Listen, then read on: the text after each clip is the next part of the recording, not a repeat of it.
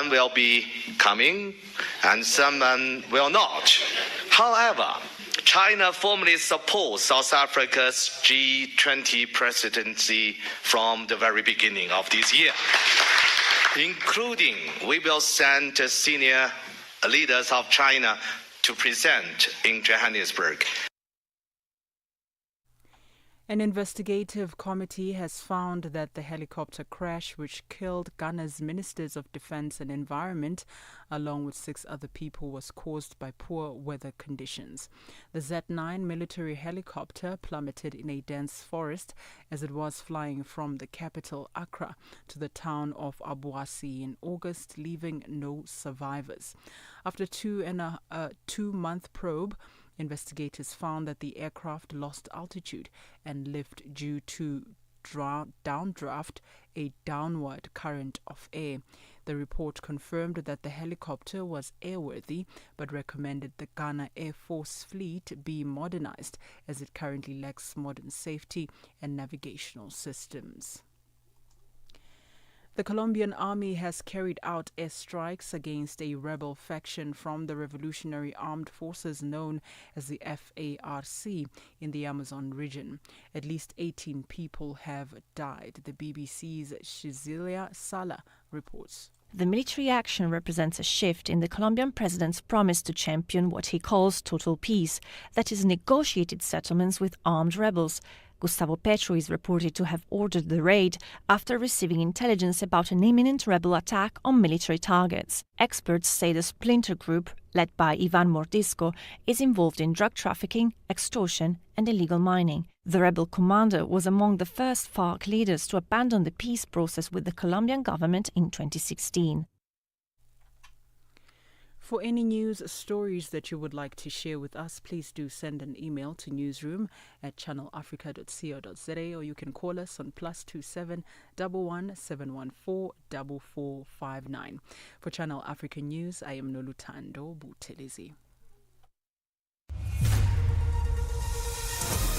SABC News. The African Perspective. On the Move with Benjamin and Palesa every weekday on Channel Africa, The African Perspective.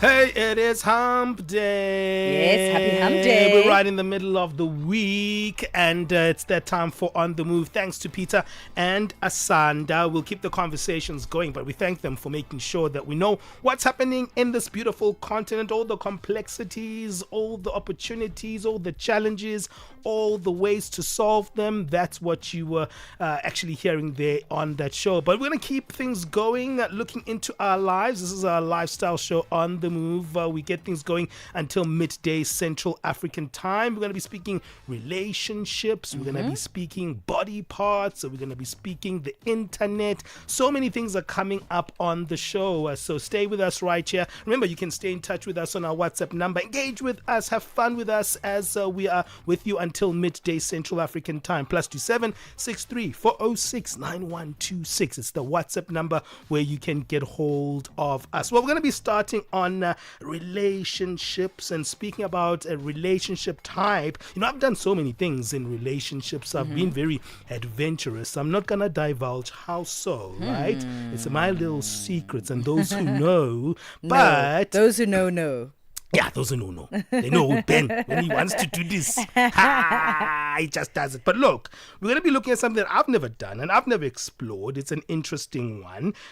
This is an interesting type of relationship practice that is growing in terms of people kind of accepting this is what I want to do. People are being more open around this particular kind of relationship. Polyamory. Is that how you say it? Polyamory. Yes. Even Peter was trying to coach me. He comes from that Zimbabwe UK Brit accent, you know? So, yeah, I mean, I'm still trying to say South Africa, polyamory.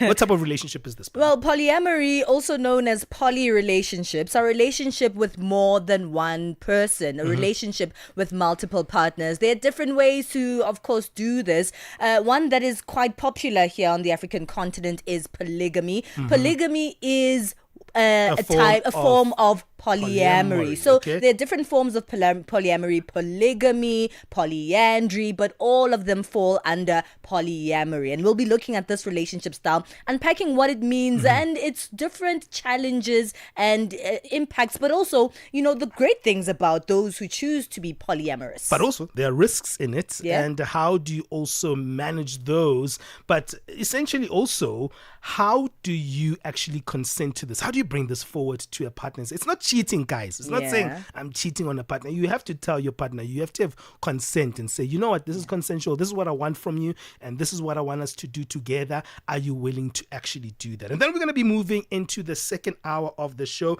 speaking a little bit about the online activities. Sometimes you get like this fixed algorithm on your social media. And you're like, guys, I know I love these things, but I want to open my world. I'm so tired of seeing the same things every day. I want to see things that are outside of my own interests, right? How do you change your algorithm? How do you actually find new voices, new ways of thinking, but also challenging yourself in other streams of interest on your social media? We'll unpack how in the latest hour. And then we have Live Well in the final hour. Yes, we do. Just last week we were speaking about, female sexual dysfunction, and today we're going into a different kind of conversation. This month, November, is prostate cancer and prostate cancer awareness month all over the world. So we'll be unpacking the link between prostate cancer in men and erectile dysfunction, but also asking how men can rebuild both their health and their sense of self after this type of diagnosis. Yeah, guys, we don't really get those checkups, do we? We hardly go to even that medical clinic just to get like a random look out, and also to check prostate cancer and your condition there. We hardly do it. I think it's because of fear. Maybe we grew up in a way that says, you know what,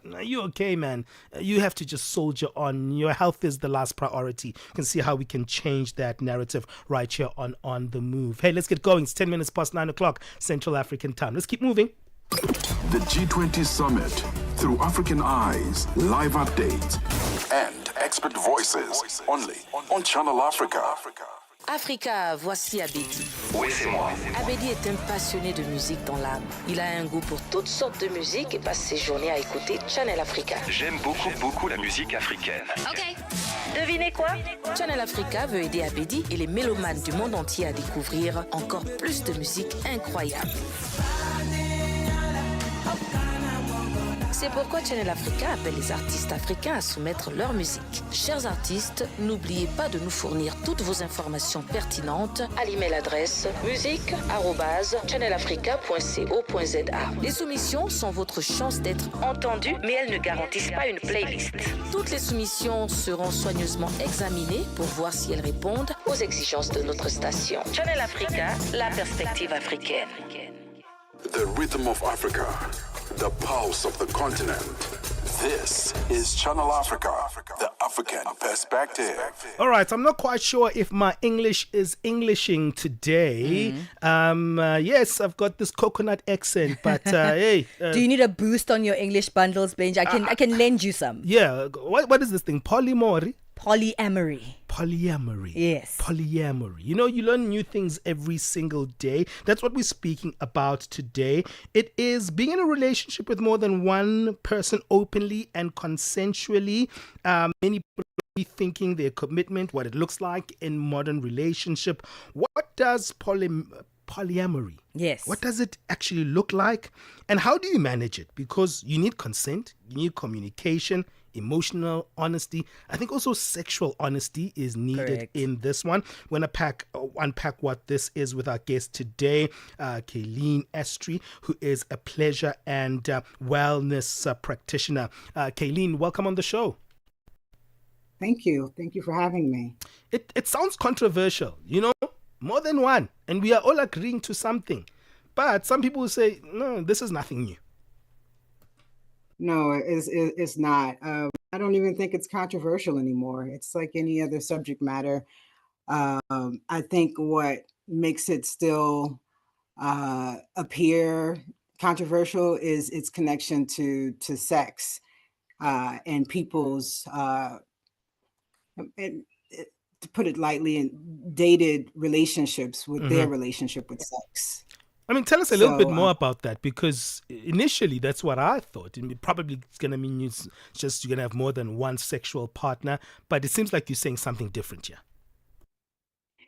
yeah, there are some common misconceptions about polyamorous relationships. One big misconception is that polyamory is just about sex, or that it lacks depth and commitment. And in truth, it often requires more emotional labor and not less. In fact, you didn't know how to pronounce it initially, but the way you described was actually spot on with the things that you said. Sure. I mean, like, you don't need to know how to pronounce it to know what it means. Right, Sure, right. sure. Now, Caroline, I need us to backtrack a little bit because there's a lot of confusion when the term poly comes around. There are, ways or terms that have been quite popularized here on the African continent that people know more about. Things like polygamy. We have, TV shows. Everybody knows what polygamy is. And it seems like it's quite closed up in the sense that when someone mentions another poly word that's not polygamy, people start getting confused. Is that men? Is that women? Who is involved in this thing, and what does it mean? Where does it fall in the spectrum of multiple partners? Can you explain that for us?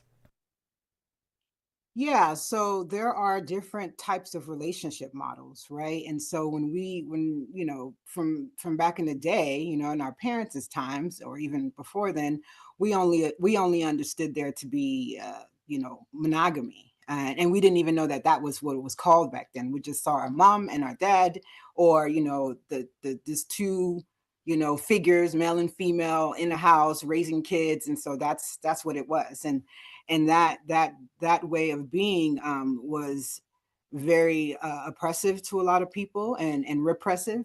And so and it ignored the centuries long understanding of different types of relationships. Yeah. Even in our ancestral times, it wasn't just the man and the woman in the house. You have so many different types of communities, so many different ways people experience family, so many ways people experience love.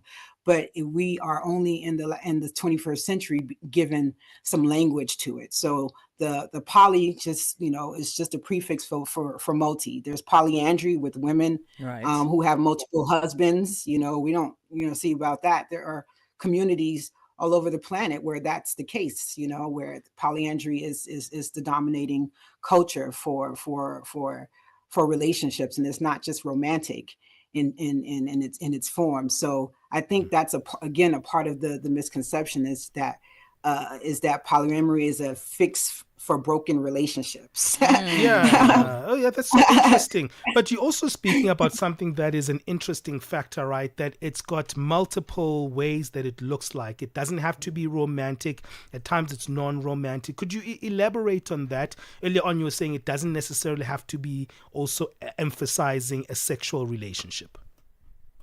Yes, 100%. I'll be, candid and transparent and use myself as an example. So, I've been with my life partner for almost 4 years, well, over 4 years now. And the relationship has taken on so many forms because our connection had evolved beyond this girlfriend, you my baby, what. It felt like it needed, it felt like it needed a bigger container, and also in one that, because we know that we loved each other and we cared about each other, but the way in which we were relationship was not healthy for how we were moving. So we had to continue to invent and imagine a new way to be in each other's lives in a healthy way, right? So right now we're not necessarily romantic partners. But at one point we were at what we call PLPs, which is platonic life partners. No sex, but we are dealing with all aspects of relationships. And I think this is I saw a reel the other day where it broke marriage down, and I've been married, and I'm divorced now, but it was such a beautiful experience, and I'm glad I had it, because this reel broke relationships of marriage specifically down into three different relationships, right? The friendship part of it, which is where this is where you actually like each other. You want to spend time together. Yeah. You want to be with this person. You can talk about things, and like you do with your chummy. You know what I mean? This is the one that's in the relationship. And then there's the romantic partnership. That's where intimacy and sex, and why didn't he buy me flowers? Did he forget our anniversary? You know what I mean? Those the serotonin boosting behavior within a relationship. And then there's the most important one, the business relationship. That's within there. So that's the children, that's the finances, that's the retirement, that's the if somebody gets sick, all that is the business of a relationship. And so three of those things need to be in good standing for a relationship to have longevity, which is why we see the divorce rates or the breakup rates at an all-time high, because we're not nurturing all three of those relationships within this one dynamic. Well, we're going to take a short break, Colleen. And before we do that, I really want to find out, people, like you said earlier, people see, polyamory or polyamorous relationship as a fix for relationships that aren't working. And we need to really speak about the consent part of what a polyamorous relationship is, because people assume that most of us are born or just socialized to be monogamous. So everyone assumes that everybody just wants one life partner that they'll live with forever. And the assumption is, when you see people in a polyamorous, polyandrous, polygamous relationship, that there are people there that actually want monogamy, but have been sort of lied to, have been adjusted to be in a polyamorous type of relationship. So I want us to really break down the consent part of this after our break. Stay on the line. We're going to take a short break. What do you think about this one? Let's hear your thoughts. At Channel Africa 1 is where you can find us on our various social media platforms. That's X, TikTok, YouTube as well, where we're streaming live, and you get to see Colleen on that stream as well as on Facebook. So let's continue this very interesting one after the break. Are you fluent in French, Chinyanja, Portuguese, and Kiswahili? Are you passionate about radio? And are you looking to work in South Africa? Do you have papers that qualify you to work in South Africa? In that case, we might have an opportunity for you to work for Channel Africa. Send us your CV and demo at newsroom@channelafrica.co.za. Remember, if you don't hear from us within 14 days, it means you have not made it or you have not been selected. Channel Africa, the African perspective. Listen in on Channel Africa. Channel Africa, the African perspective. Yeah, conversations about love and relationships are definitely evolving on the African continent. And today we're looking at one of these relationship styles that are sort of people are speaking a little bit more about. It's not a new thing at all, but I think people are getting more open-minded to discover, to understand these different relationship types. Polyamory is what we're discussing today. Colleen Astra, a pleasure and wellness practitioner, continues to join us in this conversation. Colleen, let's speak about what makes a relationship polyamorous. And one of the things that make it polyamorous is the consent of all the people in this relationship style saying, yes, I want to be in a polyamorous relationship. How does this work? And is everyone truly consenting when we see a polyamorous relationship style? Yeah, you would assume the assumption would be yes, everyone is consenting. You can't be in a relationship with someone that's not in a relationship with you, right? And so now you talk about what type of relationship, and you're being honest with yourself, about what type of relationship best suits who you are now, because we are ever evolving. And so that's why the communication aspect of the relationship is very important. And the honesty is the bedrock. It's not as a checklist, but as a living practice, where there's no single blueprint, and partners must create agreements that honor each other's boundaries, their comfort levels, their needs. The most successful polyamorous relationships are less about perfection and more about repair. being able to return to truth and after moments of discomfort or disconnection. So yeah, everyone present theoretically has consented to being in the dynamic, and also that consent means that there's levels of responsibility that we're saying yes to, right? And this is where it gets kind of crazy, because ethical polyamory is has been problematic. It's just like I've had friends and clients where they're in a polyamorous relationship and they're cheating on each other. I'm like, how? Like, What is I'm the like, point? I'm like, what? And then what's happening? Yeah, we're trying to Like, make the circle bigger, man. The circle needs to be made bigger. what? Let's I'm talk a like, little I bit know. about that. I mean, the responsibilities, right? And you spoke about that term, the ethical implications. What would you say are the driving ethical considerations here if you want to, delve into this type of relationship? Well, polyamory forces us to think again about commitment, not as permanence, but as something that's present and present within you. So relationships evolve without being failures. Intimacy can shift and love transforms. You know what I mean? The real challenge is in staying transparent through those shifts. That's the thing. So transitions become part of the relationship's rhythm. It's like it's literally how we dance together. I will show up truthfully as long as this serves our growth. And so that is the ethical. It becomes the ethical dilemma, is because the friendship aspect in those three tiers has not been really developed. Because if you develop that, there's things I will tell my friend that I probably won't tell my partner. I know, not probably, I don't, because they're different relationships, Yeah. right? So when it's asking you these tiered things, then you pull attributes from all three of those areas: the friendship, the romantic part, and then the business part, and that helps to inform how you move in the relationship. So it's when things like that happen, the cheating and the disconnect, it just shows that we're not talking enough, and if we are, we're not saying what we really want to say. And I'm glad you're bringing in these two aspects, right? The aspect of honesty and the aspect of communication. And if we see many of the relationships that we have come across, many people do lack those two aspects, the aspects of honesty and open communication. In polyamory with more than one partner that plays a role in the relationship, how important or how challenging is it to keep this, there? Because we are still human at the end of the day, but wanting to be in this relationship style requires you to push yourself a little bit further in these aspects of communication and honesty. Yeah, I mean, in polyamorous context, communication has to move beyond reassurance and into a co-creation. You're not, just managing one emotional landscape, but several that intersect.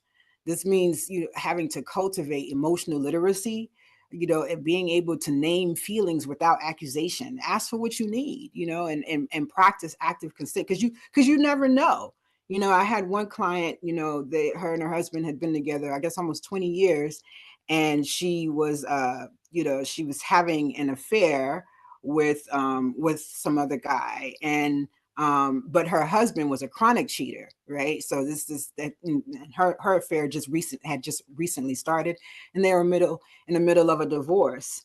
And what she said to me, she's like, you know what, Colleen, what's interesting is that if he would have just talked to me, if he would have just told me, like, what was happening with him, like, why, what's the attraction to the other women, and like, if we just would have had a conversation, I might have been open, you know and so that, so this is could have been potentially a 20-year marriage that ended up in divorce, that could have been salvaged had the other party just said, look, babe, I'm this ish. Ish, I ish like man, ish man, baby Hey, man. hey, Let's yeah, talk you know, let's talk about something that you say isn't necessarily an emphasis, but there are those who yeah. actually might want this to be taking center stage of their own polyamorous relationship.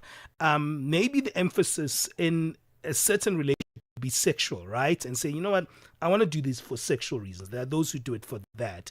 I mean, what are the sexual health conversations to have there? Because I think that's also an important conversation to have. Yeah, absolutely. If you're going, and it's not just from a physical standpoint too, and in my practice, I talk about, something called STEs, which is sexually transmitted energy, right? Hmm. And also how people can access and apply, what I call energetic condoms, or or things like that, so you can keep your hygiene around sex and sexuality up. Because the thing is, yeah, you can have sex with all kinds of people from a physical standpoint, but that's not, the residue that's left behind is what is deposited in you on an energetic level, Hmm. Sure. after that relationship. Yeah. Hmm. And also the physical, could you elaborate on that? The physical Yeah, I health? mean, you have to, again, you have to have the specific types of agreements. Like, I know you can be with somebody, but no penetration, or no body fluid exchanges, or you can talk about whatever your boundaries are. If there are no physical boundaries, you can just say, babe, just be safe. Hey, you know what I mean? Just be safe. And then and if things begin to escalate beyond the physical sex space, please let me know so we can have a different conversation, right? And it could, you get to say no more than two a year. No, I mean, like, whatever it is, the agreement can be broad, it can be narrow, and the two of us, or more than two of us that are in it, get to define how that is and what feels good for us in this process. Well, that's all we have time for, Colleen. I think we could have gone on for so much longer, because I think a lot of people are quite inquisitive about these different relationship styles, but also it's so important to break those stereotypes on how these relationship styles actually work, and what they need to actually be made to work. So thank you so much. Where can we find out more about you and your practice, Colleen? You can go to my website, www.sacredbodyjourney.com. And I'm also on IG. Not heavy. I'm going to get better. But Okay. my website is the best place to reach me, and, talk and set up appointments and things like that. Well, thank you so much. That is Colleen Astra, who is the pleasure and wellness practitioner, speaking to us about polyamory today. Really interesting stuff. It's 9:30 Central Africa time. Let's get our latest sports news. Sports on Channel Africa. The African perspective. And in this hour, we begin with football news. Ivela Kumalo's Amajimbo's team have been drawn against Japan in the round of 32 at the ongoing FIFA Under-17 World Cup in Qatar. With all group games coming up an end on Tuesday, South Africa, who finished second in Group A, were entered in the draw as the 11th seeded second place side. Japan were the winners of Group B and seeded 10th amongst the winners. 9 African teams have qualified for the round of 32, which kicks off on Friday, with Morocco coming from Japan's group. They lost 2-0 to Japan, 6-0 to Portugal, but qualified as one of the best third-place teams after beating New Caledonia 16-0, a new record win at this level. Meanwhile, Japan somewhat surprisingly only drew 0-0 with New Caledonia, but beat Portugal 2-1 to top Group B. On to rugby news, Springbok lock Luo Dijaga will play no further part in South Africa's Nations Series campaign. A 32-year-old received a 4-match ban for foul play in his side's 32-17 win over France last weekend. Dijaga was given a straight red card by referee Angus Gardner after his shoulder made contact with Thomas Ramos's head in the 40th minute of the match. On Tuesday, a statement revealed that the disciplinary committee has upheld the red card issued to the player. Dijaga's ban will be reduced to 3 matches if he completes World Rugby's coaching intervention program. However, he will still miss the Springboks' upcoming matches against Italy, Ireland and Wales.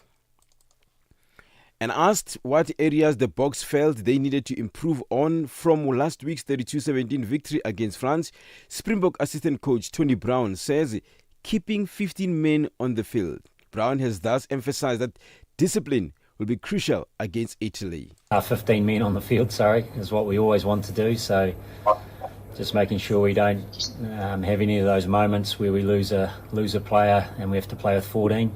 So, but we've got to commend the team. The amount of effort and the physicality that the boys played with was huge, and we always felt as though we had France under pressure. On to cricket news. Proteas left-arm spinner Keshav Maharaj says the team is determined to end their long winless run in India when they face the host in the first of the two matches starting on Friday. The last time South Africa managed to overcome the Indians in their own backyard was in February 2010 in Nagpur. They have since suffered 3-0 whitewashes in both the 2015 and 2019 tours. Maharaj says this is the toughest tour for the Proteas and they want to prove their mettle as the reigning World Test champions. I think firstly there's a real hunger and desire within the camp to obviously beat India, and India is probably one of the toughest tours, if not the toughest tour in the Proteas calendar, through various generations that has come. And, some people have been fortunate enough to cross that hurdle. But we as a unit, we feel like it's one of our biggest tests. And it will be a wonderful opportunity to grade ourselves to see how far we've come. Slowly but surely, we started to conquer the sub in other conditions, other parts of the subcontinent.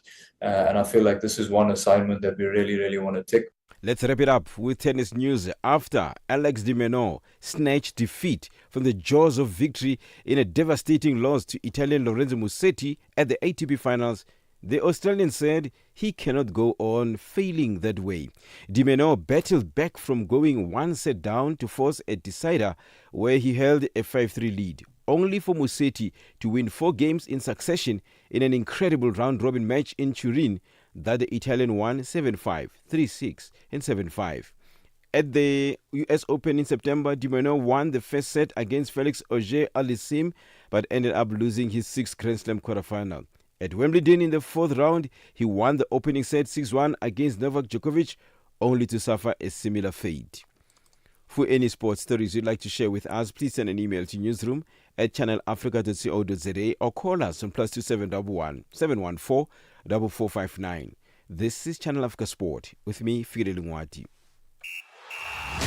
Sports on Channel Africa. The African Perspective. In this episode of Channel Africa Conversations, Peter talks to Dr. Thulisile Buddha, an academic, author, and an expert in indigenous knowledge systems. Join us for a compelling discussion on preserving African languages and traditions in the digital era.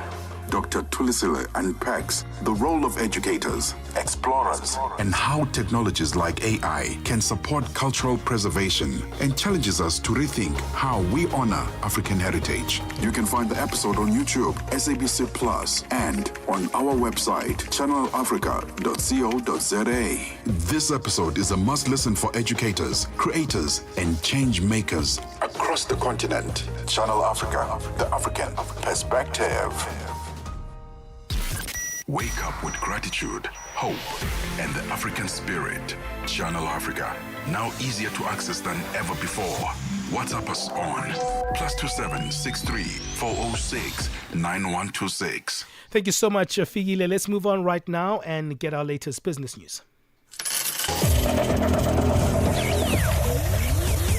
Business news on Channel Africa.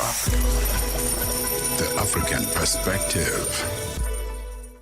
Good morning, I'm Nosipho Zuma. In your business news, SASAWA, the Congress of South African Trade Union, which is COSATU, has called on Finance Minister Nokodongane to table a concrete medium-term budget policy statement that will protect workers in struggling industries.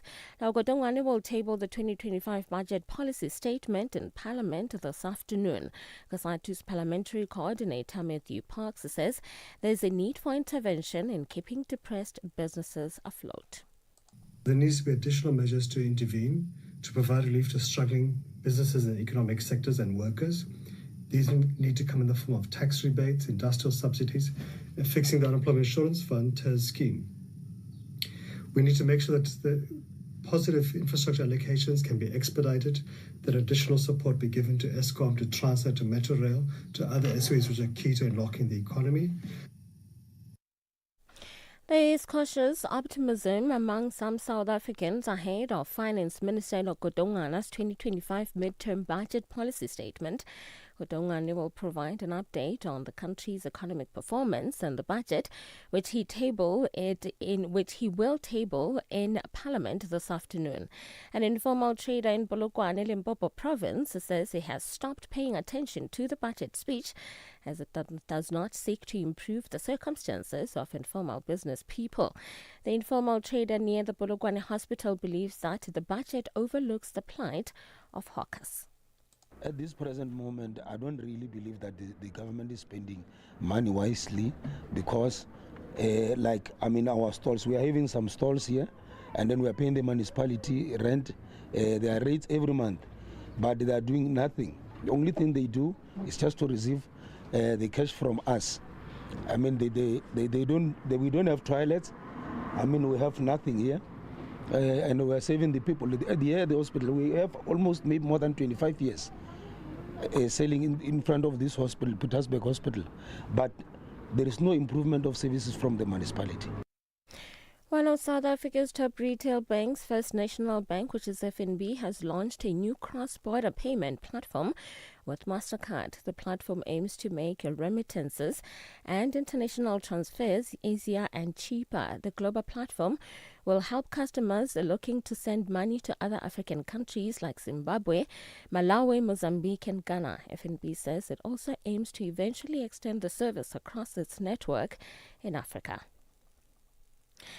And finally, oil prices are a little changed today after rising in the previous session. It comes amidst expectations that an end to the longest ever U.S. government shutdown could boost demand in the world's biggest crude-consuming nation.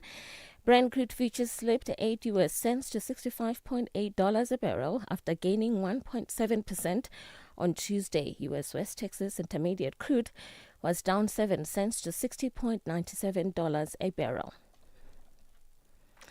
Your financial indicators: $1 US in Nigeria is trading at 1,000 naira for 135.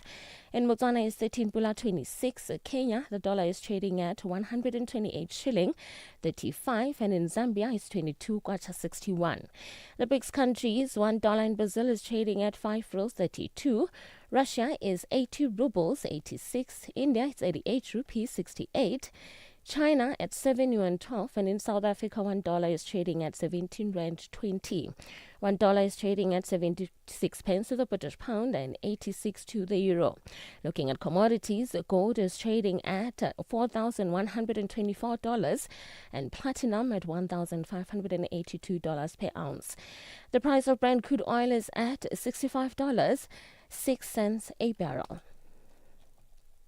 Now, for any business news stories you would like to share with us, please send an email to newsroom@channelafrica.co.za or call us on +27 11 714 4459.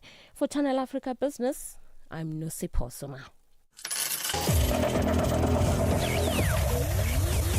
Business news on Channel Africa. The African perspective. Get set and be ready to go. On the move with Palesa and Benjamin Moshatama. Es-tu préoccupé par quelque chose? Es-tu passionné par les questions qui comptent? As-tu une voix qui mérite d'être entendue? Eh bien, nous avons la plateforme parfaite pour toi. Téléphone-nous ou fais-nous un WhatsApp au +27 66 408 87 42 et nous te rappellerons. Sois dans la conversation. Salut Channel Africa, ici Beno le Diamant Rouge et Binal Sport depuis le Cameroun, le pays des Lions. Voilà. Sois dans la conversation. Il ne s'agit pas seulement de parler, mais c'est ta chance d'exprimer ton point de vue, de partager tes opinions et de t'engager avec une communauté qui valorise ton avis. Suivez-nous sur les réseaux sociaux, visitez notre site www.channelafrica.co.za et préparez-vous à partager vos points de vue sur Channel Africa, la perspective africaine. Tune in and turn up the volume. This is Channel Africa.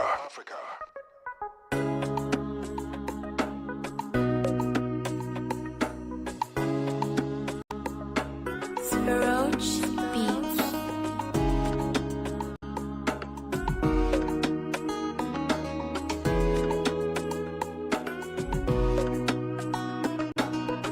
Early morning phone I they call, baby. 247, it be you I they want, baby. While I know yawa for you, baby. Chai pack well and balance well for me. Baby, baby, oh baby. Baby, baby. Baby, baby, oh baby. Baby, baby. Yeah, yeah, yeah. Oh baby. Baby, baby, oh baby. Chai back well and balance well for me.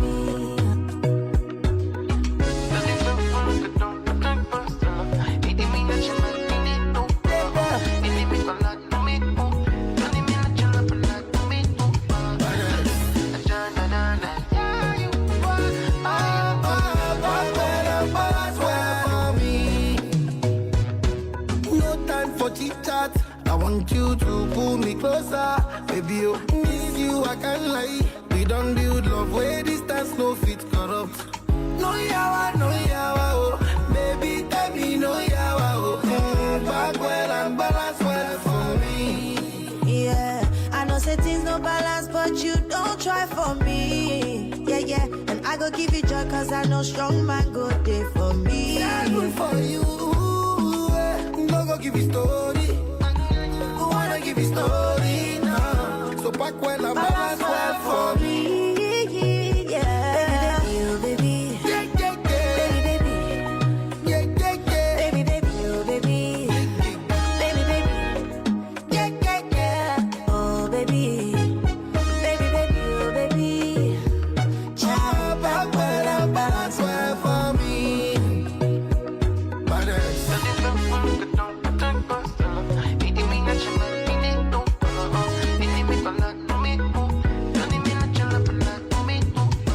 Hey, that's Davido hang out with the Tiwa Savage and Burna Boy. In fact, Davido and Burna Boy himself have been a highlight there with nods in the 68th Grammy Awards alongside other Africans like Eddie Kenzo, Area Star, and Tyler. That one takes us to 45 minutes past 9 o'clock Central African time. You are listening to On the Move right here on Channel Africa. We are speaking about polyamory. Yes, we are. And it is an interesting conversation. This is when you decide, hey, look, I'm going to have more than one partner. And you go to your partner and you say, hey, man, it's basically, it might not be sexual, but it's going to be a relationship that's going to be happening, that I'm going to have this emotional relationship with this person. Or it can be sexual. You can say, you know what, I want to have a sexual relationship with this person. And it has to be consensual with the other person. And you have to decide, both of you, if you guys are willing to take that journey. Here's the thing, though. I don't think that it should work that way. Like, you decide you're polyamorous today, and then you go to your partner and say, hey, now I want to have more than one partner. So, you know, are you in or not, right? Yeah. Which is how most of people think about this concept. But generally, as people, we know that we are, well, you are monogamous, you're polygamous. It's something that you should already know you are, even when you're not in a relationship. So essentially, the consent happens before you get in a relationship with someone. When you meet someone you're interested in, even if it's just one person, you say to that person, hey, look, yes, I'm interested in you and I'm interested in having a relationship together, but I am already polyamorous. It's not something that's going to show up later. I am polyamorous in nature. Are you willing to be in a polyamorous relationship with me? And it might be just the two of you for years and years and years, but what you agree to is just knowing that this person is polyamorous and they do have a structure of having multiple partners. So when those other partners do come, it's an extended conversation, not a just brand new conversation that's being sprung up on you 10 years into your relationship, 5 years into your marriage, to say, now I've decided, I've changed everything, saying, I was monogamous, now I am polyamorous. The same way people decide to be in a monogamous relationship or a monogamous marriage before they even get into that relationship, it should be the same. I don't know, Pali. I don't know. Sexual identity, sexual confidence is something that people, learn over time at times. Sometimes you don't know until you know, Like now, polyamory. I'm learning today. This is what it is. Yeah. Right? I can't even pronounce it well. But let's say I'm married. I'm a married man. I'm listening to On the Move right now. And I'm like, oh, this is real. So it doesn't necessarily mean I have to be in a polygamous relationship. Or you're thinking, maybe this resonates with me. Different ways of actually expressing my devotion to someone else. It doesn't have to be sexual. I don't know. Okay, so I can have an emotional connection to someone else, but still ask my wife to consent to it. Yeah. Should I sit down with my wife and have this conversation with them, or should I cheat on them? The example that Colleen made. Yeah. So you know what? The wife of a married man, who they were both married, they were a wife, right? Yeah. And then she's saying, look, I would have allowed him, but it's like, if he told me, then I would have understood. Yeah. And maybe our position would have been different with this cheating of his. Yeah. If we just sat down and spoke about why does he have an interest outside of our marriage. Yeah.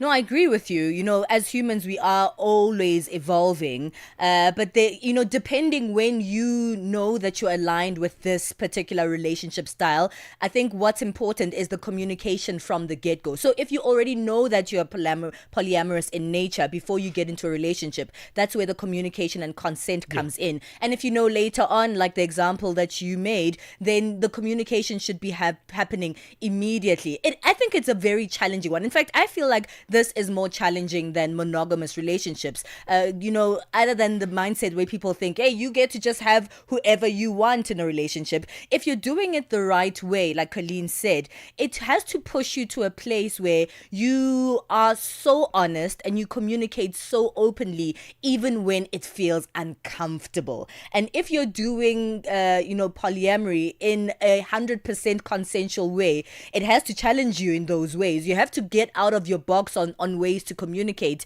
and spectrums of being honest, being completely honest, and getting everybody's, complete consent. Because sometimes consent can be fickle. Oh yeah, that's okay. No, you have to have consent that is undeniable for that relationship style to work. It's very tough, this one. It's so hard. I won't lie about it. I mean, I would never be able to. Yeah. It feels like it's a big test, right? Yeah. Not only for if I maybe extend a proposal to someone else outside of the person that I'm with. Now I'm in the middle of that. I feel I'm going to be even more vulnerable because now I've got two people to be vulnerable in front of. And also you must remember, life doesn't flow in a way that, you get what you always want, of right? Course. Sometimes you'll meet someone, right? And the relationship won't go the way that you were hoping it would go. So how do you go back and explain to your other partner to say, actually, that relationship I had started, it didn't work out. And I'm in pain and I'm hurt. Can you help me go through this pain that I have experienced through someone else? That's where things get complicated for me. What are your thoughts around this one? +27 63 406 9126. Would you ever consider something like this, more than one partner in a consensual way? What do you think about that one? +27 63 406 9126. You can voice note us or text us on that number. Nkhanza zokhudza amuna ndi azimayi kapena kuti gender-based violence GBV zikuwononga mioyo komanso kuphwasula midzi. Zikuchitika m'manyumba, m'masukulu, malo ogwirira ntchito ndipo kwambiri mwakachetechete. Koma sizikuyenera kupitirira. Mukazimva yankhulani. Ngati mwakhuzidwa funani chithandizo. Chifukwa kusachita chilichonse sikuthandiza. Mverani kuma wireless onse 14 a SABC kuchokera lachitatu pa 23 mwezi uno wa Julai kuti mumve zokambirana, malangizo, masewero, zionetsero za maphunziro ndi mafunso okhuza nkhanza za amuna ndi azimayi ndi akatswiri anthu opulumuka ku nkhanzazi okhazikitsa lamulo komanso dziko lonse lokhuzidwa ndi nkhanzazi zonsezi pa wailesi yomwe mumayikonda ya SABC. Imbirani pa nambala 0800 428 428 kuti munene za nkhanzazi kapena kupeza chithandizo. Nkhanza zokhuza amuna ndi azimayi zimatha ndi inu. Uthenga ukufikani kuchokera ku SABC. Where Africa's voices rise with stories that matter, we lead the conversation. Channel Africa, the African perspective.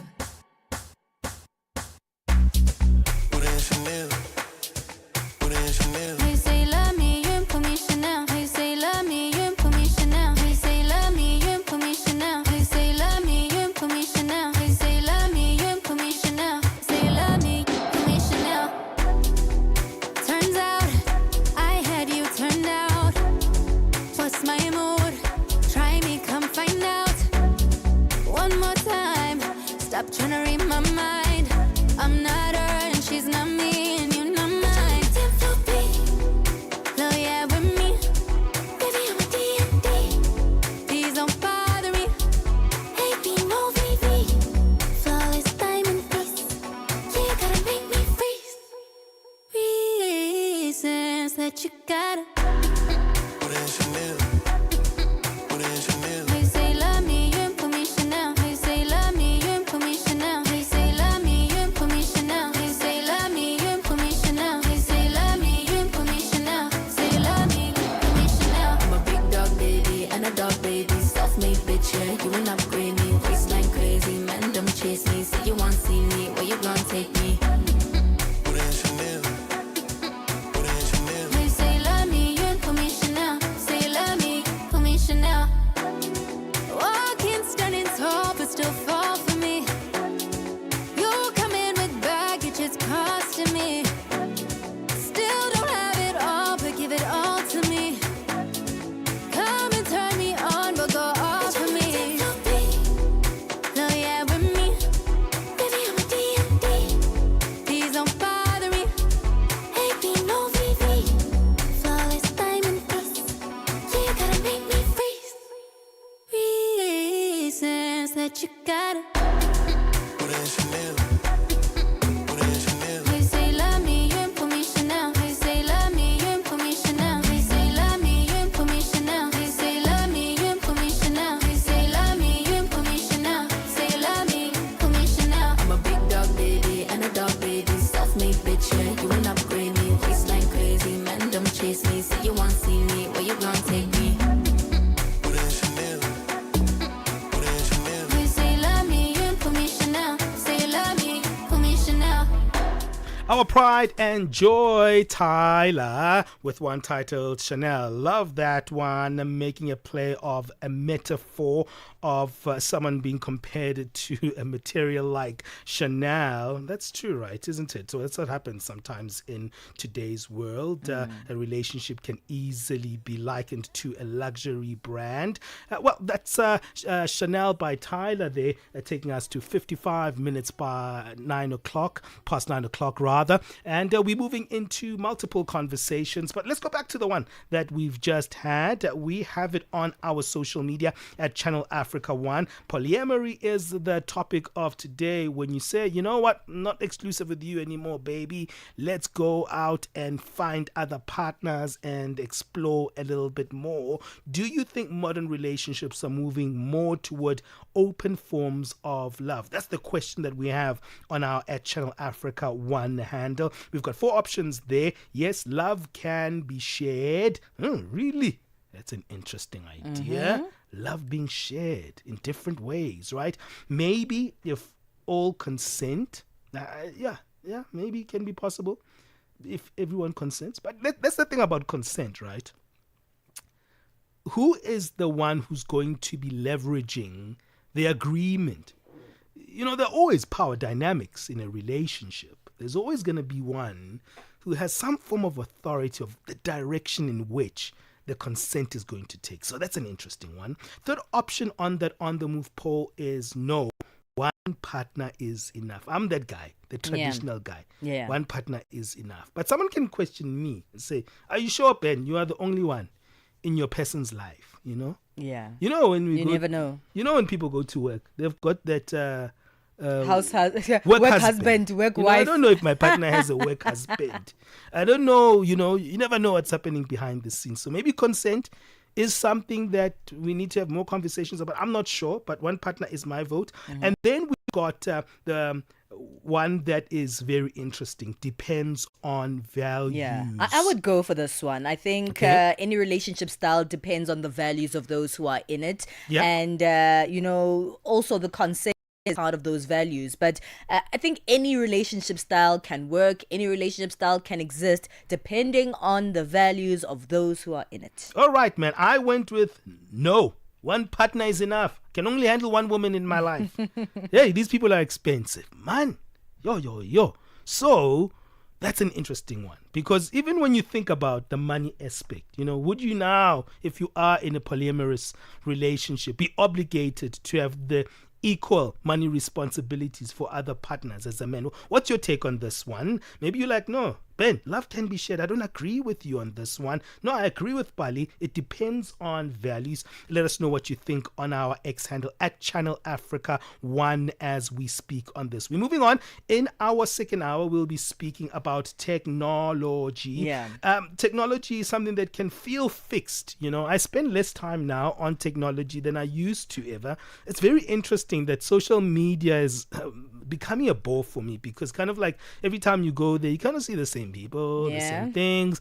And now you're also seeing kind of something that is huge, where there's just an advertising thing that's going on. Everything is popping up with these ads, and you're like, yo, I'm so tired of being advertised to, right? Mm-hmm. So how do you deal with that when you like social media, but your algorithm seems to show the same thing over and over and that over is again? why it's called an algorithm, right? Yeah. It has changed itself to your particular likes, but our likes change. Sometimes we get so tired of seeing the same things that we like. In fact, my partner just recently was saying to me, baby, you have a lot of a certain kind of content on your algorithm. What's going on there? I'm like, well, I guess those are the things I consume, not really search for, but I spend longer on those videos. I spend longer looking at them. So they're always coming at me. She keeps saying, you have a lot of this type of algorithm. So I think this one is going to be for me. I really would love to find out. Yes, I do like those particular things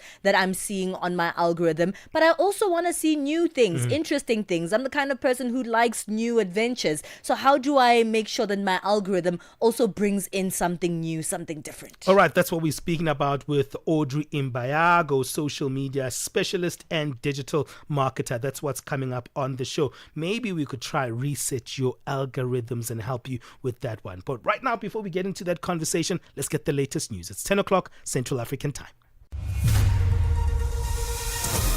SABC News. The African Perspective.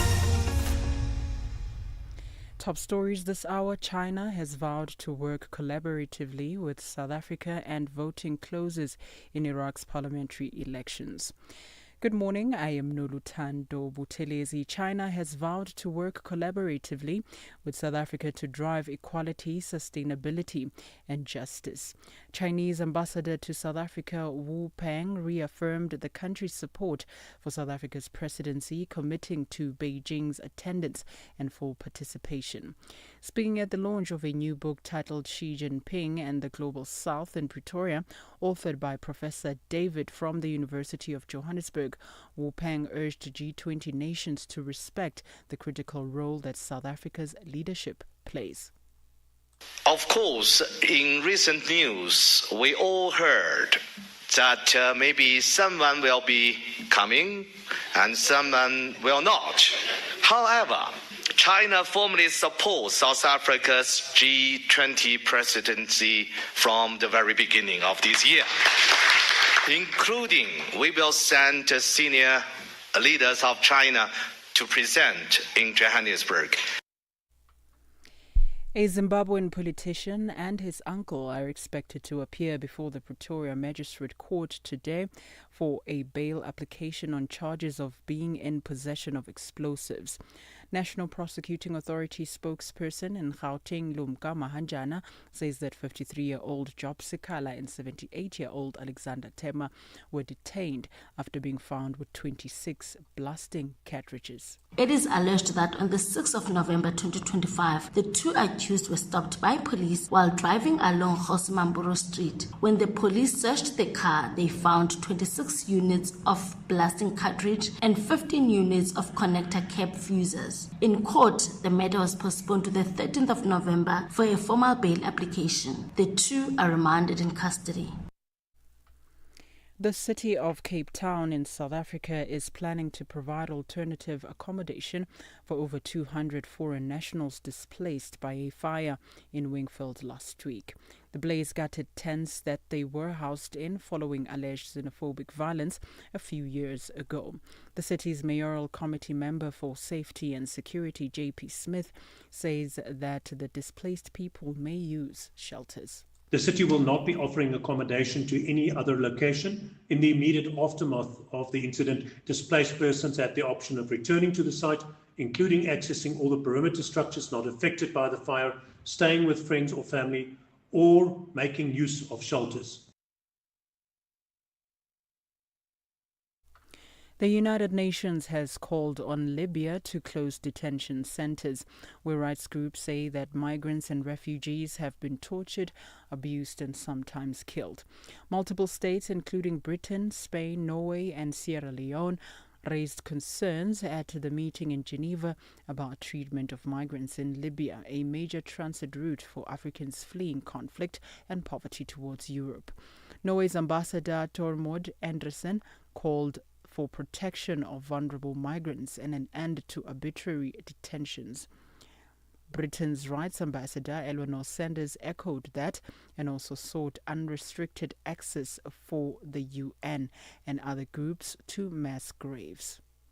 A UN agency says that some bodies of the migrants found in mass graves earlier this year have borne gunshot wounds. Finally, voting has closed in Iraq's parliamentary elections taking place at a pivotal moment with Iran and the US vying for influence. The influential Shia cleric Muqtada al-Sadr urged his supporters to boycott the elections. The BBC's Sally Nabil has the details. The polling station where I was never got busy, only a few voters every now and then. The vote took place in a relatively safe Iraq. No more blasts, militant attacks or candidate assassinations. Iraq's politics is usually divided along sectarian and ethnic lines. It's the Shia Muslim bloc that usually forms the parliamentary majority. Many of these parties are closely linked to Iran and associated with militant groups. The government did not manage to demilitarize these factions despite repeated US demands. Recapping the top story now, China has vowed to work collaboratively with South Africa to drive equality, sustainability and justice. Chinese ambassador to South Africa Wu Peng reaffirmed the country's support for South Africa's presidency, committing to Beijing's attendance and full participation. For any news stories that you would like to share with us, please do send them through to newsroom@channelafrica.co.za, or you can call us on +27 11 714 4459. For Channel Africa News, I am Nolutando Butelezi. SABC News. The African Perspective. On the Move with Benjamin and Palesa every weekday on Channel Africa, The African Perspective.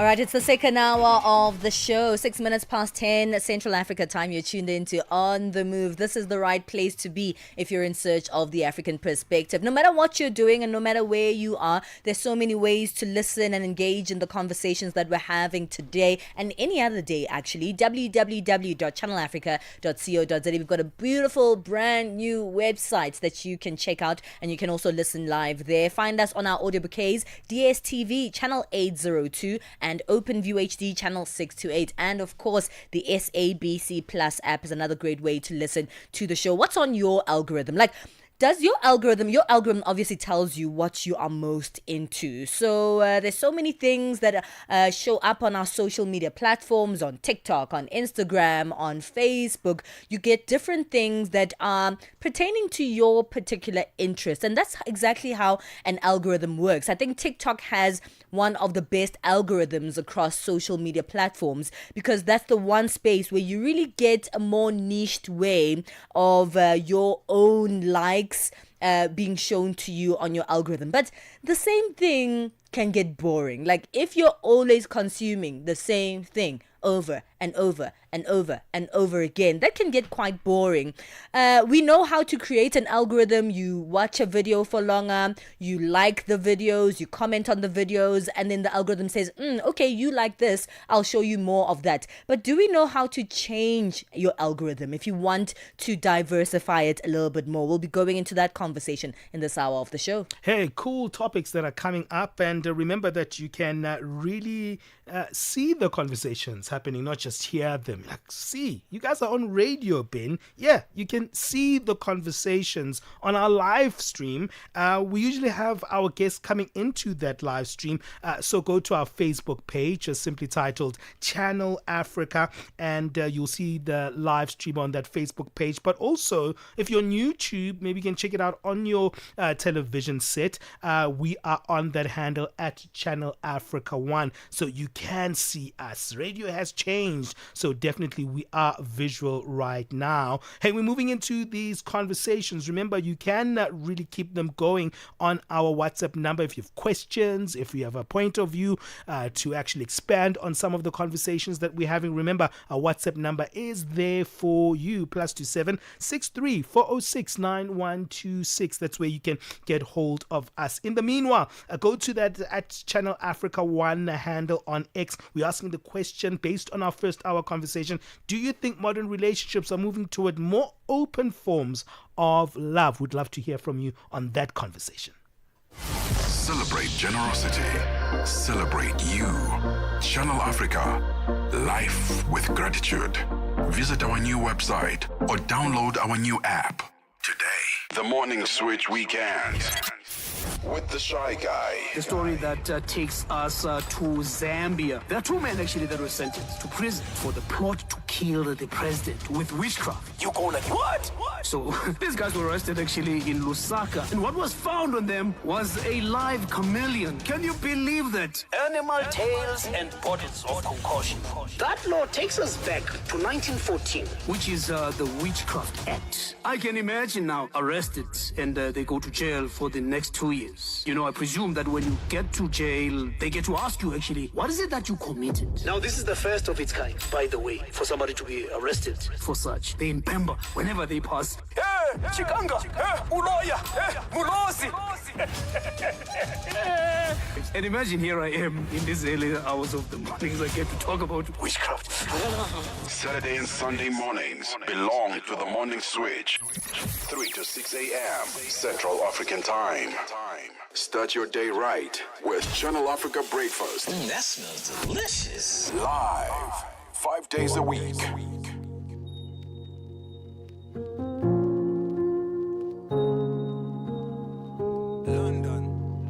Benjamin Moshatama and Palesa on the move.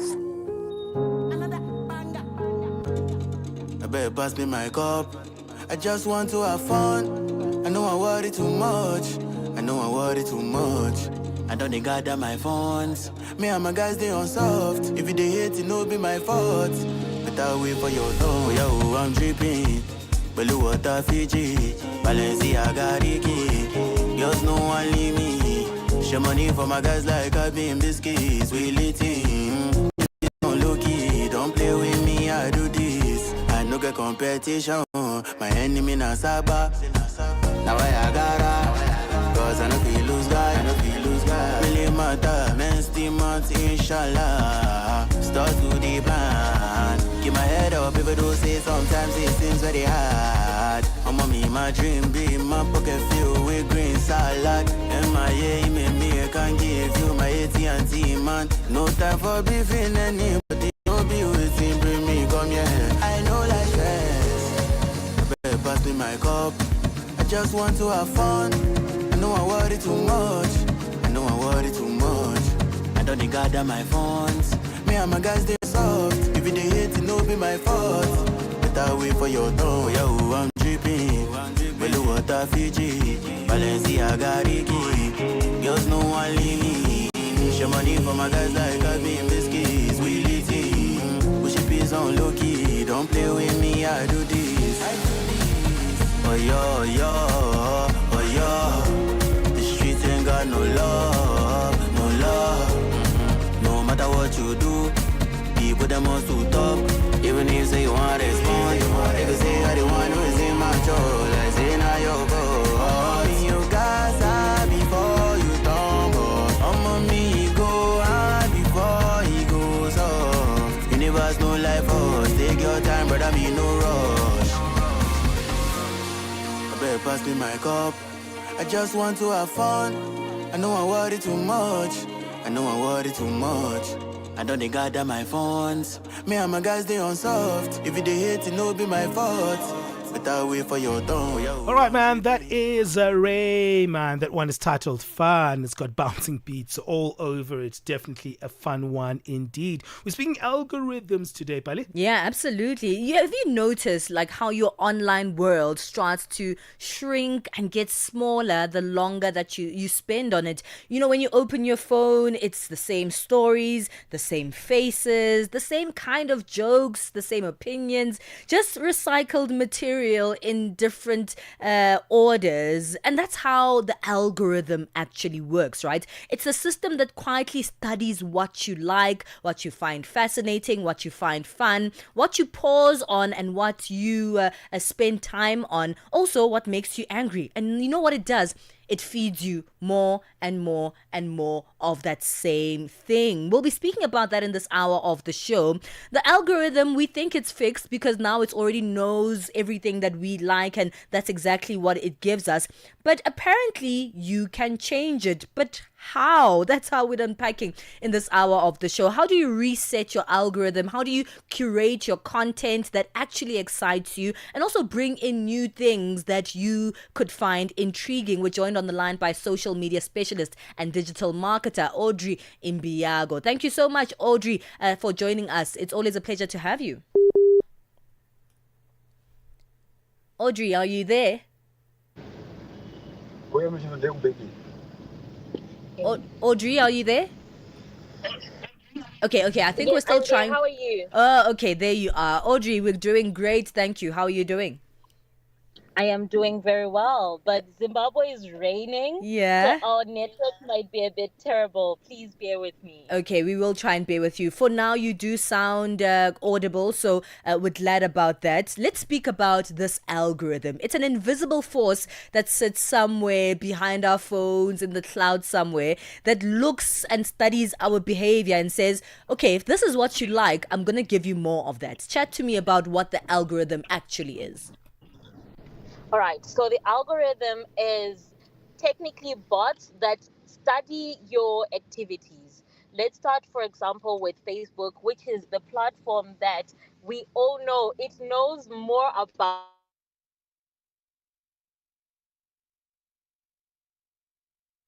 Okay. 6 pointers that they use to study you.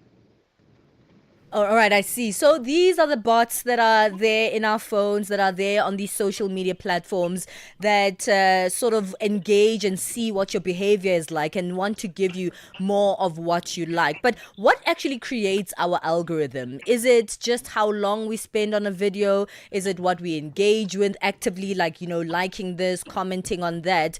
Or, because sometimes the algorithm happens quite randomly. Sometimes I'll be speaking about something with Ben in studio and all of a sudden it pops up on my phone. How is the algorithm created? All right. So the first thing you need to understand is when you create your platforms, the platforms themselves, they share information. They have agreements where if you search for something on Facebook, you can also find it on TikTok, or it just pops up on YouTube because they share that information. But at the same time, before we even start with what happens when you do go on the platform, when you register an account, sometimes they ask you what would you like to watch, what would you like to see. And when they have all of those pointers, they then start by giving you the items that they know that within those topics, in a certain country or the people around you or in your location, the people like to watch 1, 2, 3. For example, since I'm in Zimbabwe, if I created a new account here in Zimbabwe, they're going to track my location. So they'll try and show me content that is based in Zimbabwe. But at the same time, they'll look at the people that are around me. When we talk about IP addresses, they look at which IP address you're using. And if there are people that are around you that are looking at certain things, for example, if I travel to Italy and there are certain things that are coming up on the Italian For You page, those things are most likely going to come to my direction because of the location. Then there are things such as interests. Interests are the items that we show interest to on social media, where if someone then posts something and I spend maybe 3 to 5 seconds about it, I keep seeing the same thing.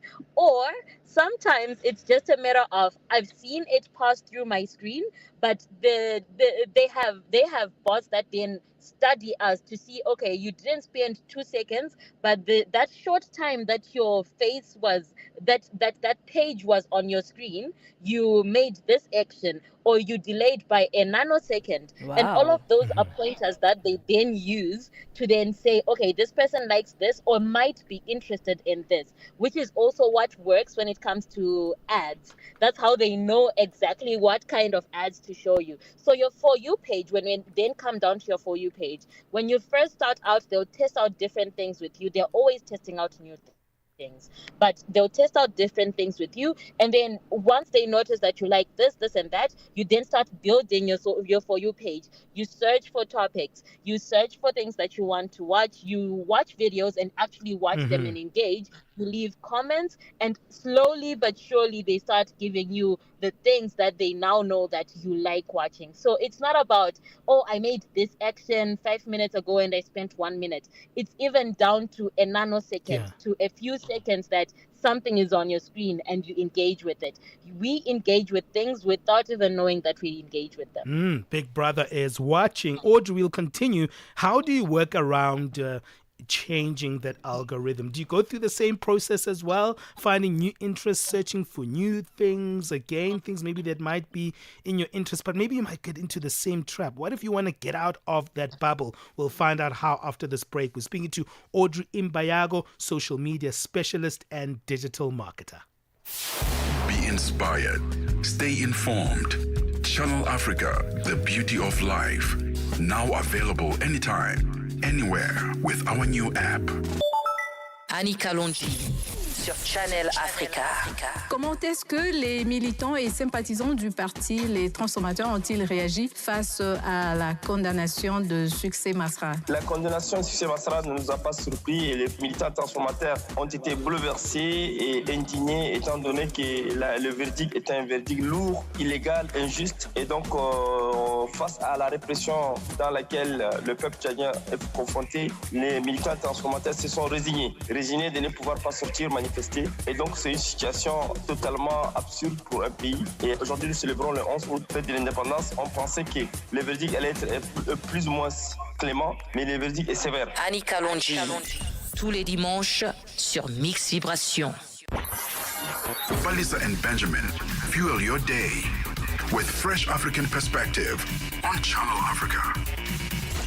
Remember that old school television where you used to press your television physically for channel 1, channel 2, channel 3, and you wouldn't really know what's going to come up on your television until it actually comes up. And maybe some of the things wouldn't be of interest to you, but you'll keep on watching. You're like, I never knew that this would be so interesting. I kept on watching and watching and watching, and this documentary was not something I would usually watch. But after I watched it, I was like, okay. But now we have options to search for the things that we like. And what happens then is that we never get into a new environment where we learn something outside of our own interests. How do you work around that algorithm on your social media? Maybe to actually spark a little bit of curiosity, fun, and even inspiration. Audrey Imbayago, social media specialist and digital marketer, is joining us for this conversation. Audrey, what do you do then? Because now we are stuck in this bubble and we are not getting out of this bubble in terms of learning something outside of our direct areas of interests. Can we find ways to navigate that?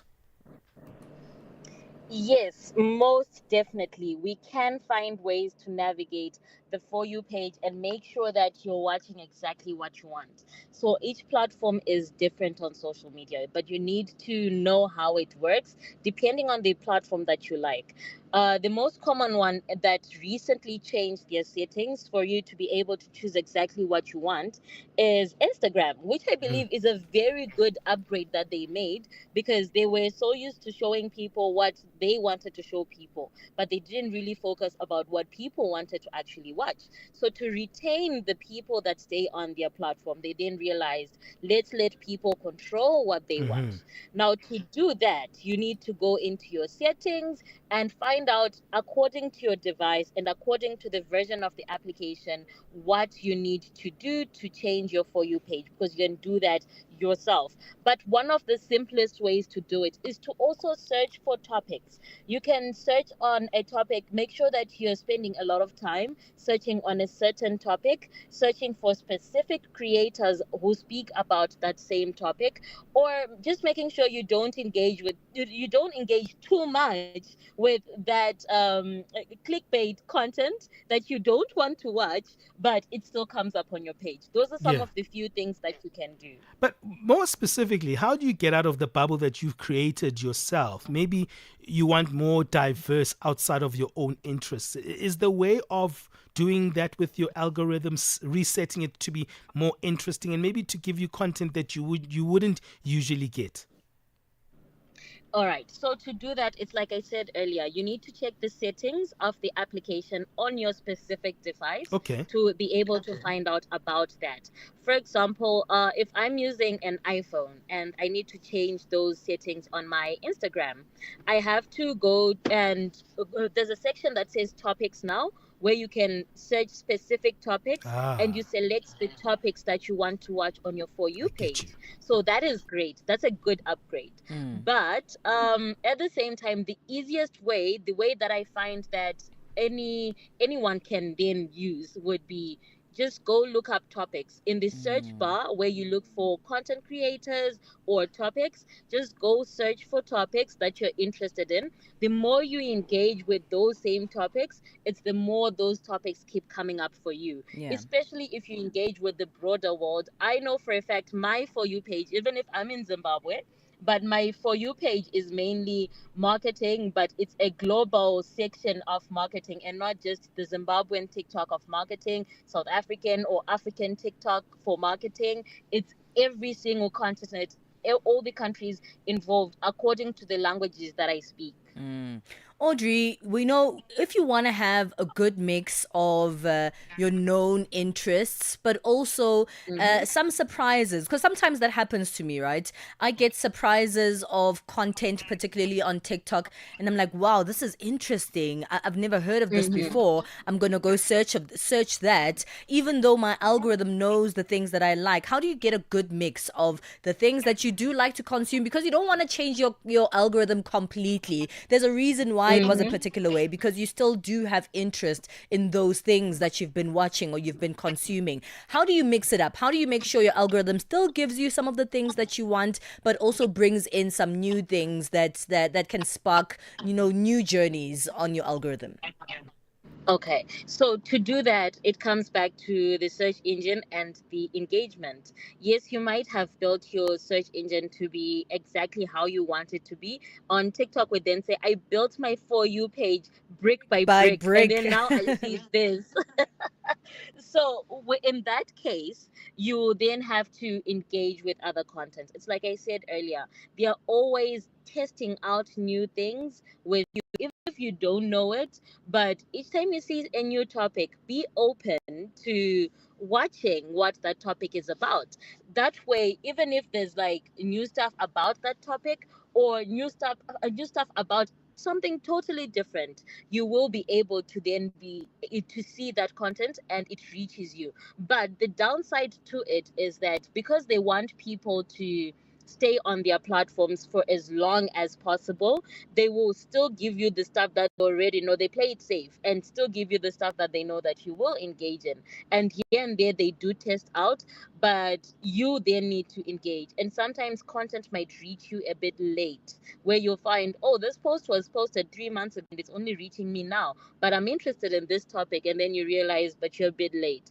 So all of that are things that come into play. We can't control our algorithm 100%, but to some extent we can see how best we can then consume the things we specifically want to consume. And if you're someone who's curious, have several accounts. Yes, now they're trying to make sure that even if you have 3 accounts, you will get different kind of things, but just make sure those 3 accounts interact with different kinds of content so that they each have their own algorithm. But that's also tacky and a lot of work, and no one wants to do that. So at the end of the day, let's take in what we can, and if we're interested in new things, let's search up on new topics. This is not what we're talking about, but could be directly related, right? I'm interested in people who want to get themselves outside of that rut of being anonymous on social media, and maybe they want to be in the mix of getting their content out there. Maybe they are the algorithm that is unseen. Maybe they never make it into that popular algorithm. How do they mix things up for themselves there? I'm thinking about business people who have home businesses, or even people who are curating their own content. All right. So to get your content onto the For You page, that's what you're asking, yes? Yeah, sure. Yeah.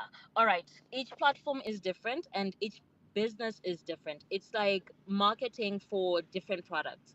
Not everything will work for everyone. But the best advice I can give you, if you're doing your own social media, test out the algorithm yourself, test your audience. Try different things at different times and try to make it as relatable as possible, because it's not about the algorithm. There are people that say it shadow bans you. No one gets shadow bans. People are just not interested in your content, and you need to start making content that people are interested in.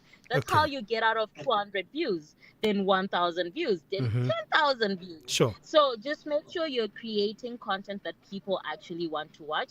But if you need professional help, you can reach out to me on my social media platforms, The Creative Marketer Zimbabwe, or The Creative Market, just The Creative Marketer, or Audrey Tafadzwa Imbayago. And you'll find my page. Reach out to me and we can have a consultation where I can guide you on how best to do that.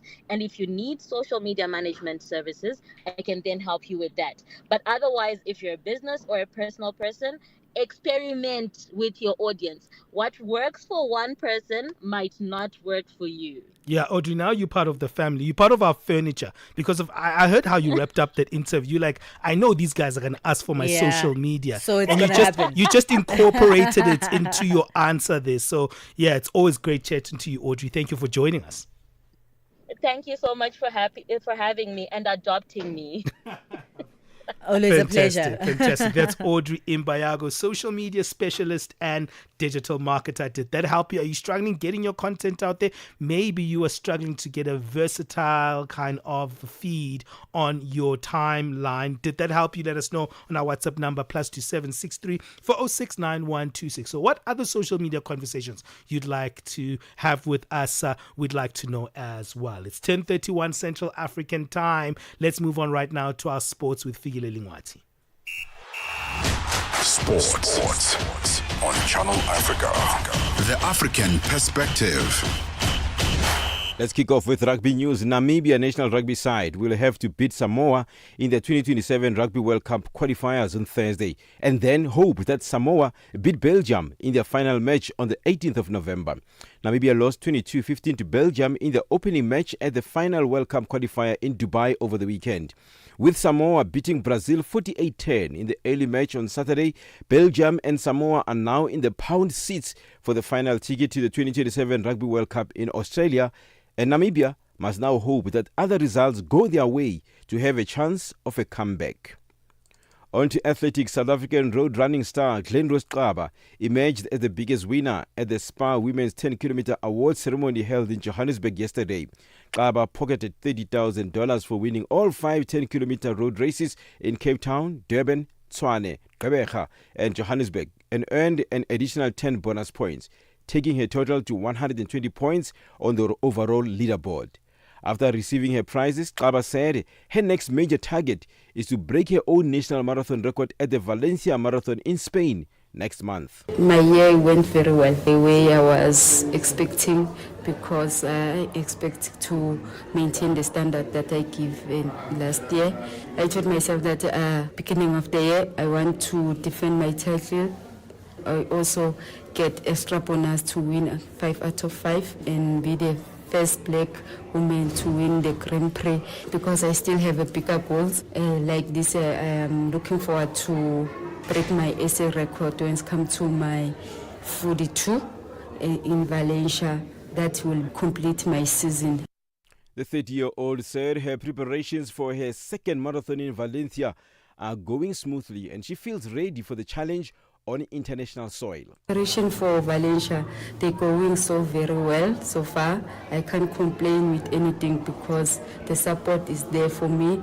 My physios, coach, and recovery at Power to Health, they always there. They make sure that I get the support as much as I can be. I can keep the body fit and physical and mentally, because marathon is taking a lot and it's very hard. If you see comrade, that is very hard.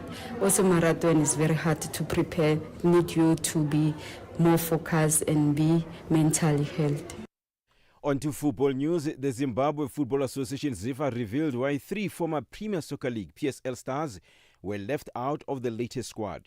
Zimbabwe announced their squad for 2 international friendlies against Algeria and Qatar in the November international break. It was the first squad announced by new head coach Marian Marinica, who replaced Michael Nies following a disappointing World Cup qualifying campaign. The association explained that Kama Billiard was left out of the squad due to personal reasons. Knowledge Musona, who recently won his first league title in Zimbabwe with Scotland FC, was omitted because of a hamstring injury. Despite the setbacks, Marinica is using the 2 friendlies as preparation for Zimbabwe's 2025 Africa Cup of Nations campaign. Now tennis news. Alex Di Maio, after he snatched defeat from the jaws of victory in a devastating loss to Italian Lorenzo Musetti at the ATP finals, the Australian said he cannot go on failing that way. Di Maio battled back from going 1 set down to force a decider where he held a 5-3 lead, only for Musetti to win 4 games in succession in an incredible round-robin match in Turin that the Italian won 7-5, 3-6 and 7-5. For any sports stories you'd like to share with us, please send an email to newsroom@channelafrica.co.za or call us on +2711 714 4459. This is Channel Africa Sport with me, Figile Lingwati. Sports on Channel Africa. The African perspective. Call us on +27 63 406 9126. I can see my whole world contribute to the conversation. Conversations are happening, and Channel Africa is at the heart of them. We tell the African story with clarity, pride, and purpose, reaching audiences that matter to your brand. Partner with us and connect your business with listeners across borders in multiple languages and markets. For partnership opportunities, sponsorship, or sales, email us at partnership@channelafrica.co.za. Channel Africa, the African perspective. Listen in on Channel Africa. Channel Africa, the African perspective. 36 minutes past 10 o'clock Central African time. Nosipho Zuma joins us right now to give us our latest business news. Business news on Channel Africa. The African perspective. Thank you, Benjamin. Good morning. In your business news this hour, the Congress of South African Trade Unions, COSATU, has called on Finance Minister Enoch Godongwana to table a concrete medium-term budget policy statement that will protect workers and struggling industries. Now, Godongwana will table the 2025 budget policy statement in Parliament this afternoon. COSATU's parliamentary coordinator, Matthew Parks, says there's a need for intervention in keeping depressed businesses afloat. There needs to be additional measures to intervene to provide relief to struggling businesses and economic sectors and workers. These need to come in the form of tax rebates, industrial subsidies, and fixing the unemployment insurance fund TERS scheme. We need to make sure that the positive infrastructure allocations can be expedited, that additional support be given to Eskom, to Transnet, to Metro Rail, to other SOEs which are key to unlocking the economy. Some students at the University of Limpopo Province in South Africa are skeptical about government spending trends. The students want the Higher Education Department's allocation to be increased. Tabang Mohlokwane and Hanki Mamphahlele have expressed concern over the alleged misuse of state funds. I don't think the state is actually, allocating resources properly. Judging from the Katmatlala incident that is currently ongoing right now, he was given a contract for a hospital, and instead of using it for the purpose of he did something else, spending it on cars, houses, and everything. Even with him being caught, I feel like there could be actually a lot more people out there who might be doing the same thing as well. Day in and day out, you have departments like your departments of higher education being given less budget in an economy that is stagnating, at least to the point that it can cater for everyone. And you Now, there is cautious optimism among some South Africans ahead of Finance Minister Enoch Godongwana's 2025 midterm budget policy statement. Godongwana will provide an update on the country's economic performance in the budget, which he will table it in Parliament this afternoon. An informal trader in Polokwane, Limpopo Province, says he has stopped paying attention to the budget speech as it does not seek to improve the circumstances of informal business people. The informal trader near the Polokwane Hospital believes that the budget overlooks the plight of hawkers. At this present moment, I don't really believe that the government is spending money wisely because, our stalls, we are having some stalls here, and then we are paying the municipality rent, their rates every month, but they are doing nothing. The only thing they do is just to receive the cash from us. We don't have toilets. We have nothing here, and we are saving the people. At the hospital, we have almost maybe more than 25 years selling in front of this hospital, Petersburg Hospital, but there is no improvement of services from the municipality. One of South Africa's top retail banks, First National Bank, which is the FNB, has launched a new cross-border payment platform with MasterCard. The platform aims to make remittances and international transfers easier and cheaper. The global platform will help customers looking to send money to other African countries like Zimbabwe, Malawi, Mozambique, and Ghana. FNB says it also aims to eventually extend the service across its network in Africa. And finally, a European national naval mission has taken control of an Iranian-flagged Dhow used by pirates last week to attack an oil products tanker off the coast of Somalia later abandoned. A recent spate of attacks on vessels off the Horn of Africa, including the first in a year by suspected Somali pirates, has rekindled concerns over the security of shipping lanes carrying critical energy and goods to global markets. The EU says that the Dhow crew is safe and in good condition, adding that it is working with Somali authorities to track down the pirates. And your financial indicators: $1 US in Nigeria is trading at 1,000 naira 435. In Botswana is 13 pula 26. Kenya, the dollar is trading at 128 shilling 35. And in Zambia is 22 kwacha 61. The BRICS countries: $1 in Brazil is trading at 5 ruble 32. Russia is 80 rubles 86. India is 88 rupees 68.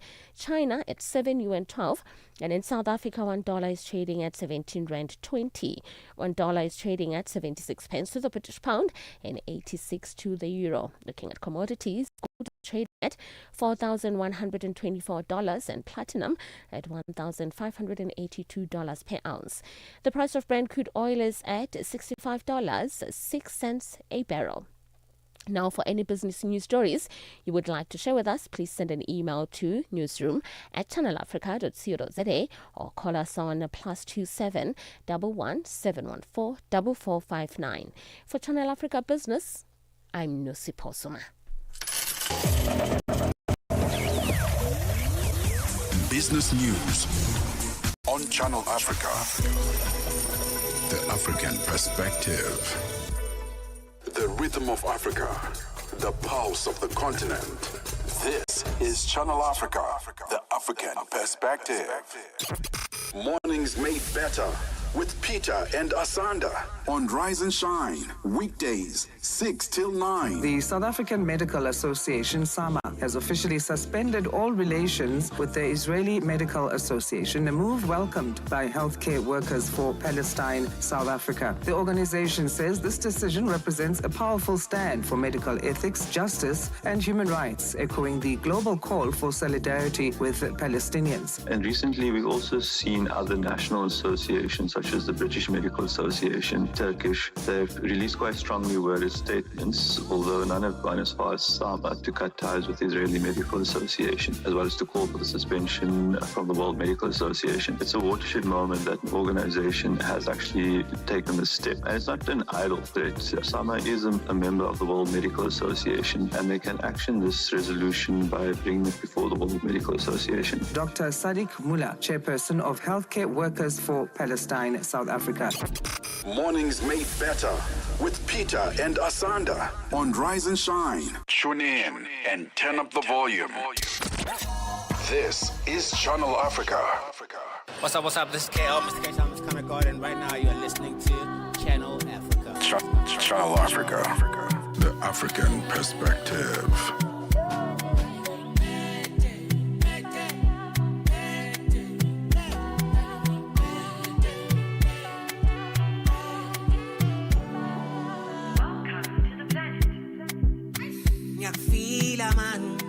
Mañana karikotimo marame. You been the one, my love. Diamond walking molly. Chinelli and wash the coli. Only because simply see. Bimbo like it poly. Your ex-man looking at me funny and I got it to me. Mong I'm jelly go to my sing I'm different thing funny boo. As a song, marang nandaba. I can put you on. Wanna go nyala, tangle in the mouth. I'm on just my London. Speaking up a share, see him at my London. Baby, want me. Mas lila na mono, my kid wanting sweet. Better tell him it's more than love. This time I see no lie. Really super. Bigger when I wear, don't never look back. I shot it past, you told me them tech. Cause you know I want you. You touch me, baby. Eba sihlukanisa uthando lugcwele ngicela ubapheke izitele ozigcwele ungavumi izingene athi ngikusete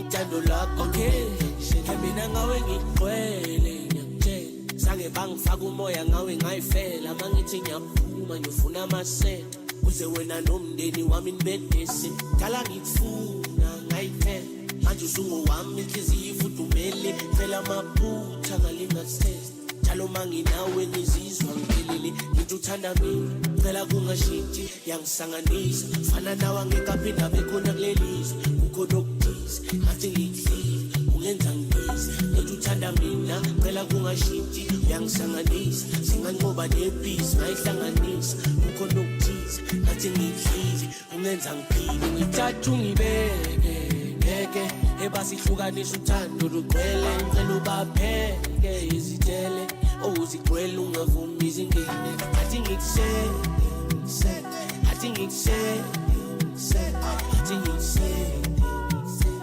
uthando lakho lungenza ngishelela angicabanga wena njalo sengaba novalo oh baby lalela isikhalo awusathengi I know uthando lami luzokhula njalo uma nami ngijabula njalo without you girl I feel incomplete I'm trying to fall back take the lead I'm trying my best can't you see I got you anything no damn me say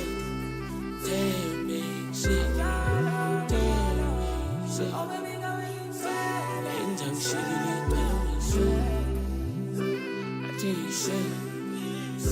I think say Nana ilungu ithathu ngibeke ngeke ebasihlukanisa uthando lugcwele ngicela ubapheke izitele uzigcwele ungavumi izingene athi ngikusele athi ngikusele athi ngikusele uthando lakho lungenza ngishelela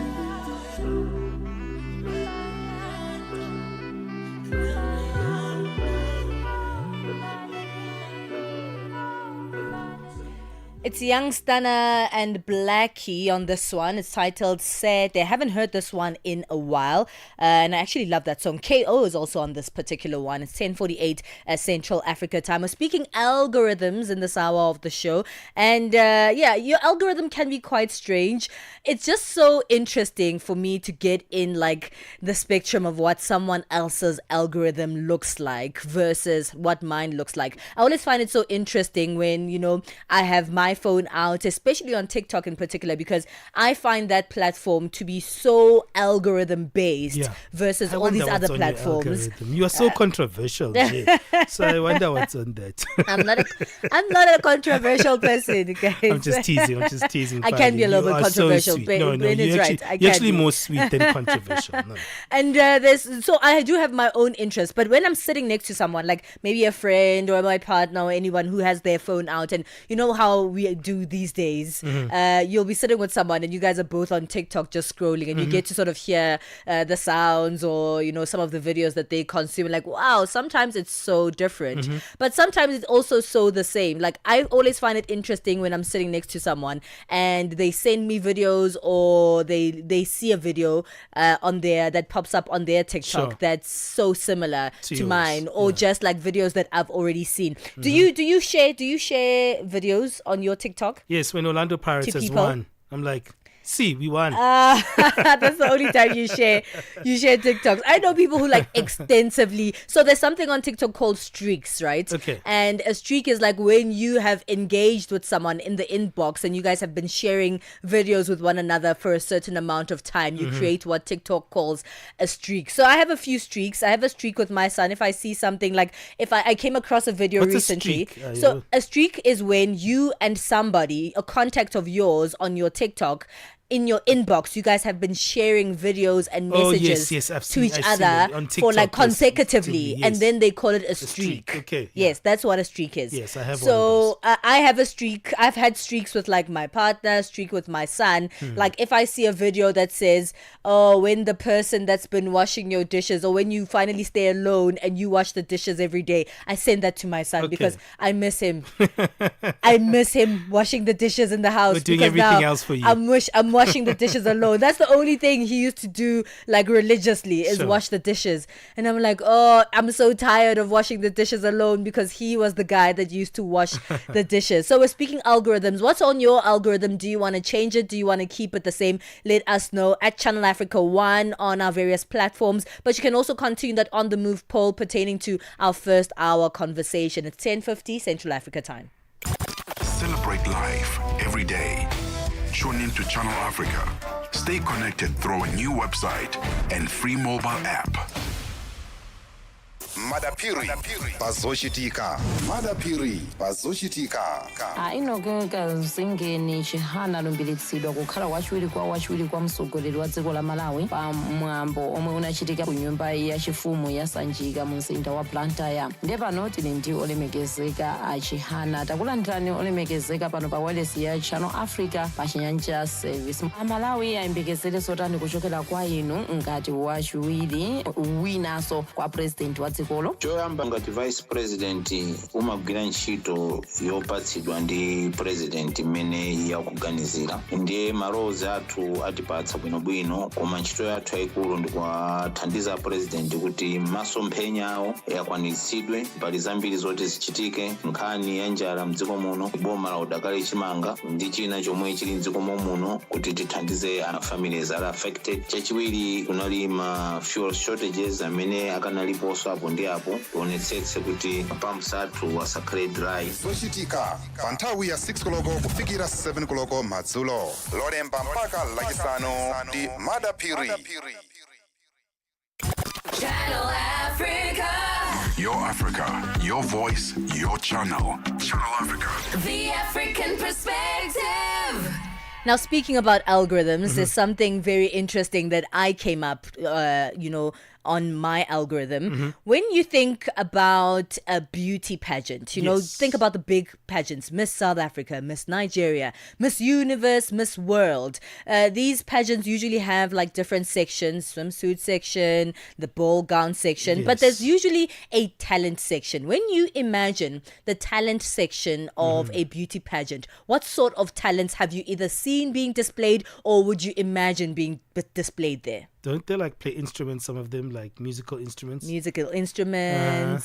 Singing. But usually it's very cutesy, right? It's very, pretty. It's very feminine. Very feminine. It's what we see as what a beauty queen is. And I'm not surprised that something like this came up on my algorithm because I like to see people who live outside of the norms of what society has sort of bound us in. And then this popped up. I got so excited. So, the Miss Universe, Miss World competitions are currently taking place or have been taking place this year. And during the Miss World 2025, Miss World Chile 2025 semi-finalist. One of the semi-finalists of Miss World Chile, Fernandez, what's her name? Ignacia Fernandez. Okay. She surprised everybody with her talent during the set. So listen to this. I'll explain later, but just listen to what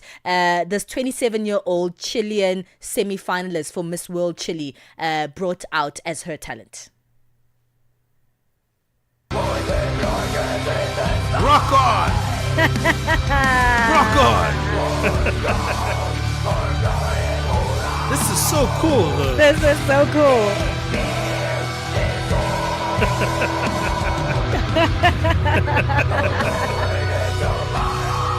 She didn't make it. Yes. She didn't make it through. Actually, she made it through. So this She made it through. She made it through. Okay. This 27-year-old Chilean model, Ignacia Fernandez, surprised everyone in the competition because she is actually a lead vocalist in a metal band called Desus, something like that, right? And she took on to Instagram to explain that metal has been a fundamental part of who she is as a that's so person cool, and life, and a refuge for for her and a source of What was strength she and wearing? purpose. Was she in leather and? No, she was in a beautiful black ball gown. So wow. this is what she looks like. That is so cool. Yeah, so you'll be able to see this. And We'll she post looks it on our so TikTok. sweet. She looks so sweet, and she opened her mouth, and she came on stage with her metal I can't believe rock that's how she looks band. I No love this. way. I love this, and I think it's a beautiful thing to break boundaries of what people Yeah, for think sure. certain people should be like,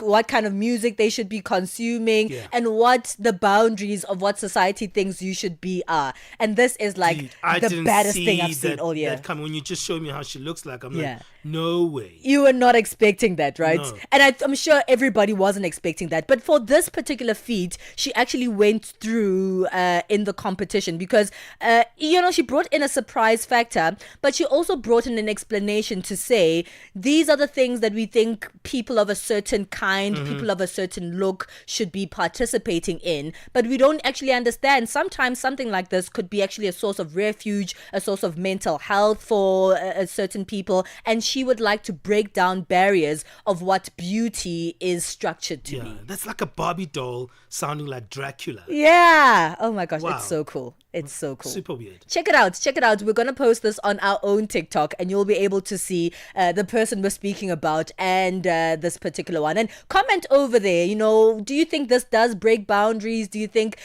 things like this are what we should be trying to conform a little bit more to and be more open-minded to what the societal norms have sort of boxed us into? I love that. Yeah, of course. Keep the conversations happening on social media at Channel Africa 1 everywhere on our platforms.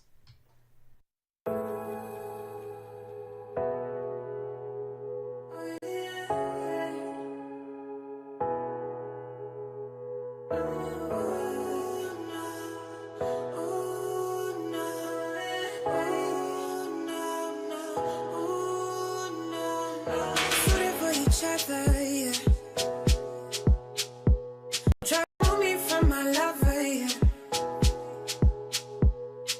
Suited for each other, suited for each other. Tailor made, I'm glued up on my lover. I'll never lose him to another, yeah. When we talked on the phone and you said that you love me, did you say that that's for sure? Yeah. I wanna scream from the top of the rooftop, tell you that my love for you, I keep on rewind. I struggle to find new words to define. Wanna love, yeah. Wanna love, yeah. Wanna love, yeah. Wanna love, yeah. Wanna love, love.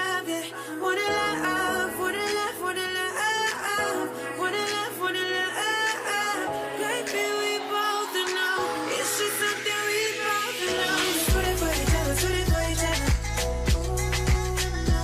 Don't try to move me from my lover, yeah. Suited for each other, suited for each other. Tailor made, I'm glued up on my lover. I'll never lose him to another, yeah.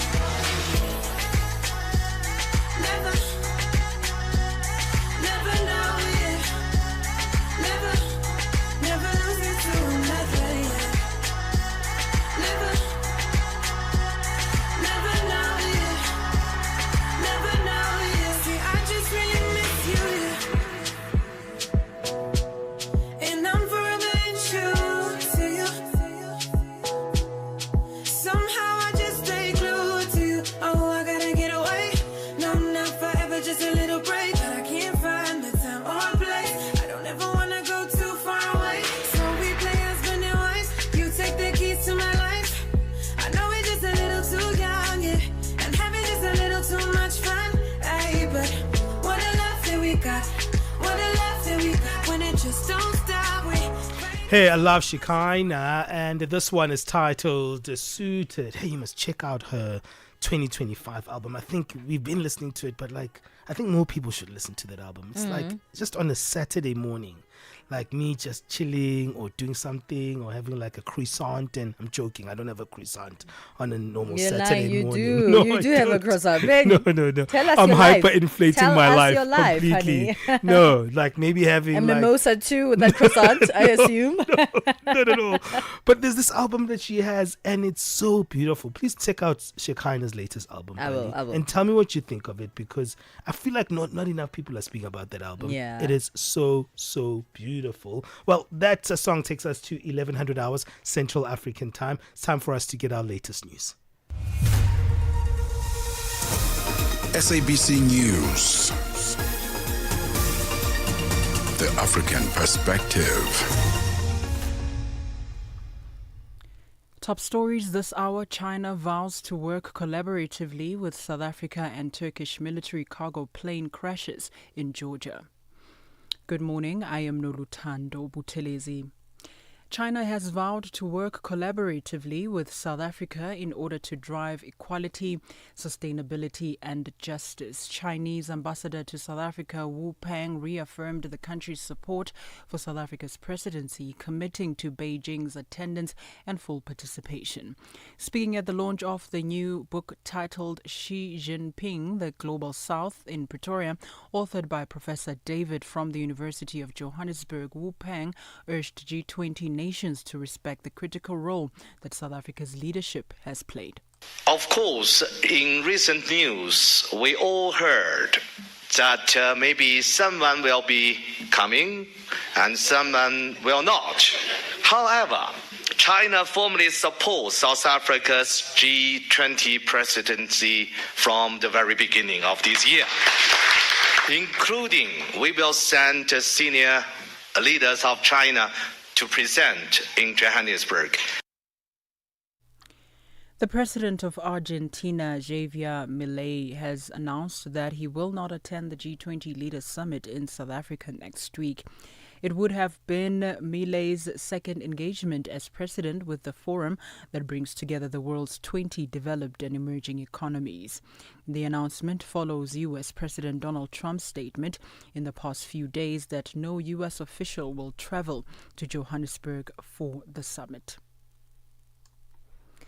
A Zimbabwean politician and his uncle are expected to appear before the Pretoria Magistrate Court for a bail application on charges of being in possession of explosives. South Africa's National Prosecuting Authority spokesperson Lumka Mahanjana says that 53-year-old Job Sekala and 78-year-old Alexander Tema were detained, this after being found with 26 blasting cartridges. It is alleged that on the 6th of November 2025, the two accused were stopped by police while driving along Hosmamburo Street. When the police searched the car, they found 26 units of blasting cartridge and 15 units of connector cap fuses. In court, the matter was postponed to the 13th of November for a formal bail application. The two are remanded in custody. Around a third of Mpox vaccines donated by Japan to the Democratic Republic of Congo are being wasted because they cannot be stored once prepared for use. Japan has donated 3 million doses of its LC-16 vaccine to Congo in order to help fight a new form of Mpox known as Cladi LB, which spread internationally and sparked a global health emergency last year. The second tranche of 1.5 million doses arrived in Congo in September, around 2 years after the outbreak began. Congo began vaccinating with LC-16 in Kinshasa in August, and more than 500,000 people have now been vaccinated with either LC-16 or Bavarian Nordic vaccine. The World Health Organization guides countries to expect that between 5 and 10 and 50% respectively of vaccines are being wasted, with vaccines made like LC-16 usually on the higher end due to the storage challenge. Finally, a Turkish military cargo plane with at least 20 personnel on board has crashed in Georgia after taking off from Azerbaijan. The cause of the crash and number of casualties are not yet known.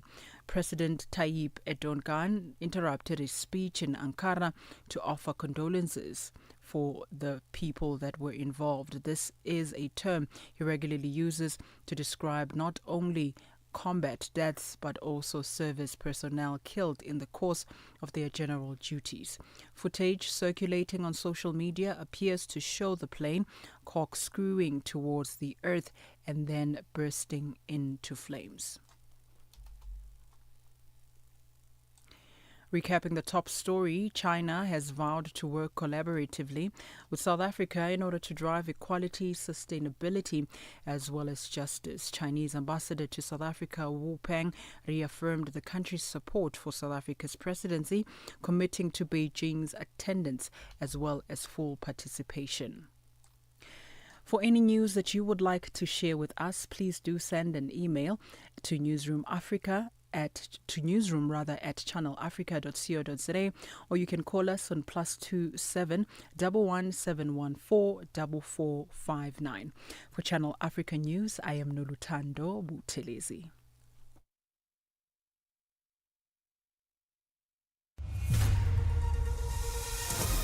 SABC News. The African Perspective.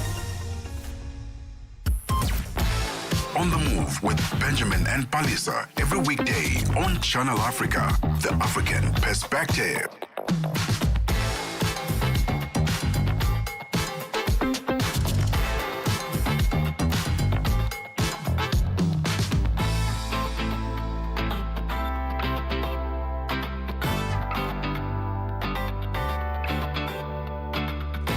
Six minutes past 11 o'clock Central African time. We've moved into the final hour of On the Move. Yeah, we've been moving and we keep going with the conversations of the day. And we're moving into this very serious conversation. Gents, you guys don't like your checkups. I don't like my checkups, you know. Sometimes I skip them. Mm-hmm. You know, I'm like, aye man, this month or this year, I'm not going for a prostate checkup. It's okay. Aye, man. What's that thing? It's dodgy how they do it. That's what we say when we together. Yeah.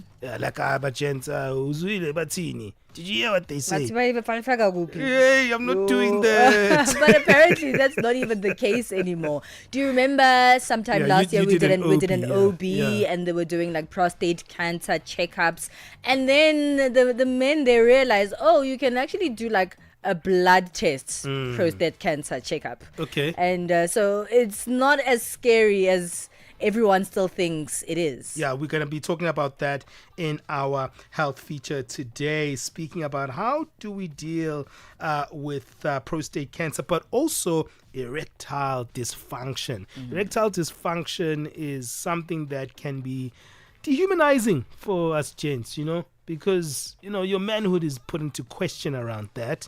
And that's where, you know, we don't talk about these things as men. So, yeah, let's talk and see how we can change the narrative. Let's do that indeed. At Channel Africa 1, talk to us. We'd love to hear from you. Join our live stream on Facebook and on YouTube. And let's hear your voice as well. I mean, you know, we want to hear what you sound like. We want to hear what you have to say. Send us a voice note or a text, which is also great, on our WhatsApp line, +27 63406 9126.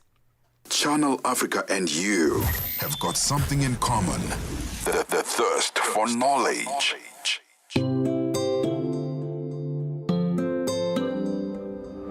It's a blessing kujenga family ni sumu kwetu ni nikupeleke Mpumalanga nahisi njozi nipo naye bangotu jozi pingo naye hakuna chozi nikiwa naye vile tulipatana naye ni kweli tumeshibana naye. Maswali mengi najiuliza every day. Kipi nimefanya kupenda na yeye? Nilimwomba Mungu nimpate kama yeye. 'Cause he's amazing, simply amazing.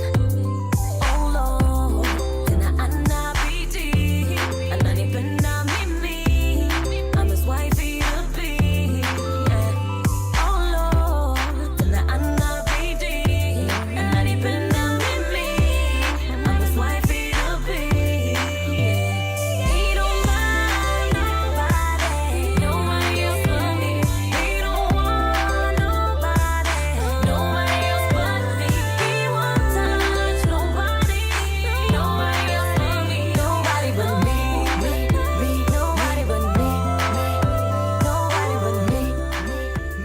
Hey, a cross-cultural exchange there, Tanzania and South Africa. Vanessa D hang out with KO with one titled Nobody But Me. Takes us to 10 minutes past 11 o'clock Central African Time. Ulimwengu unatazama Johannesburg.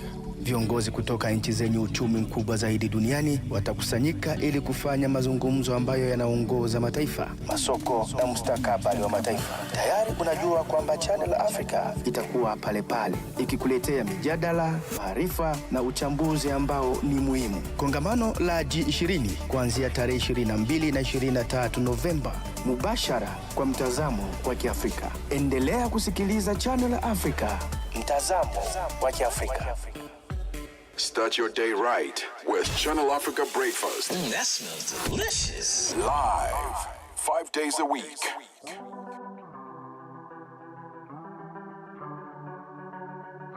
Benjamin Moshatama and Palesa On the move.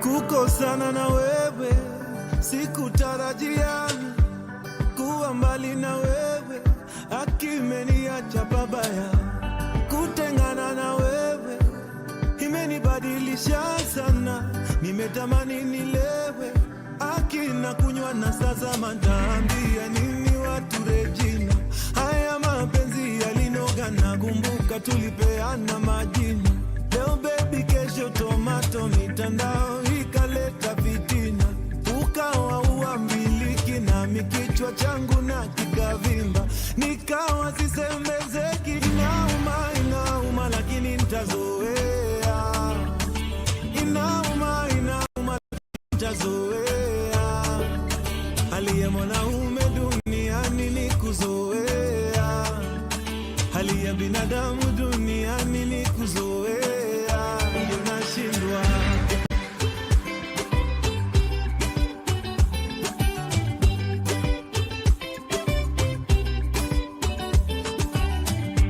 Densi oh densi, densi tulikamata hadi usiku wa manane. Kesi oh kesi, kesi tukakubali tutapendana milele. Nyimbo tulizipenda za nikumbushanga wewe.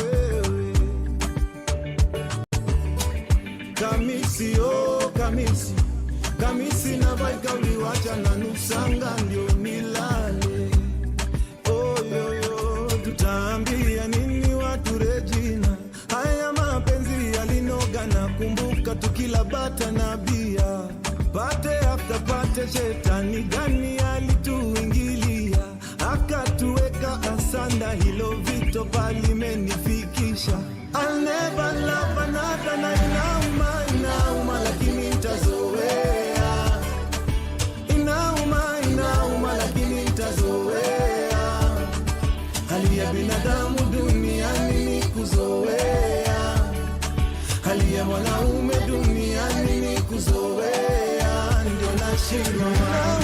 Inauma lakini nitazoea, inauma lakini nitazoea, hali ya binadamu duniani ni kuzoea, hali ya mwanaume duniani ni kuzoea, ninashindwa.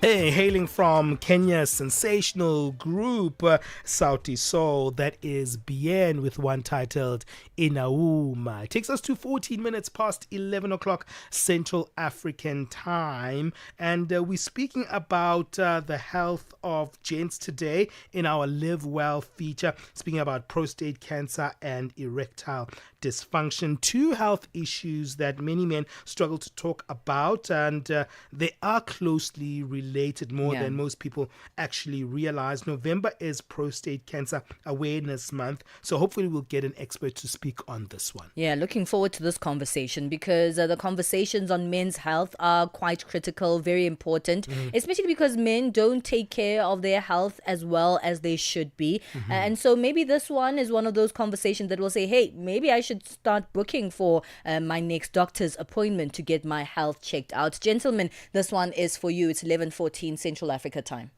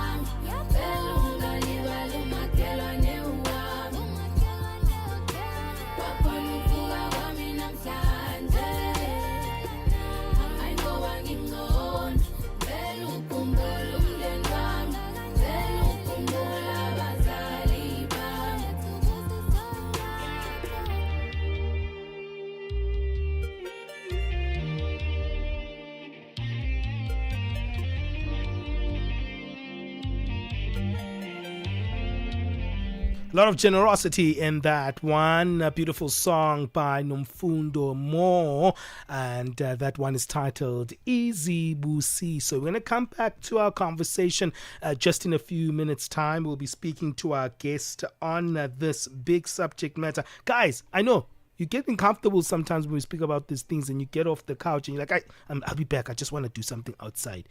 No, let's talk a little bit about this. It is interesting, and the fact that we are going to find out how and why the relationship between prostate cancer and erectile dysfunction, how do these two relate?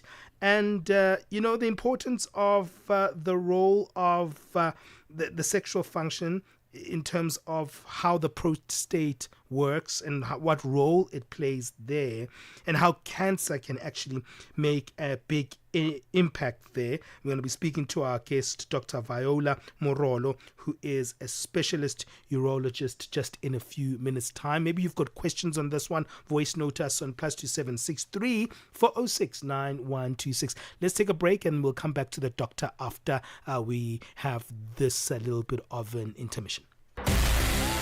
The sound of Africa is evolving. Experience our new mobile app. Free to download, free to connect. África.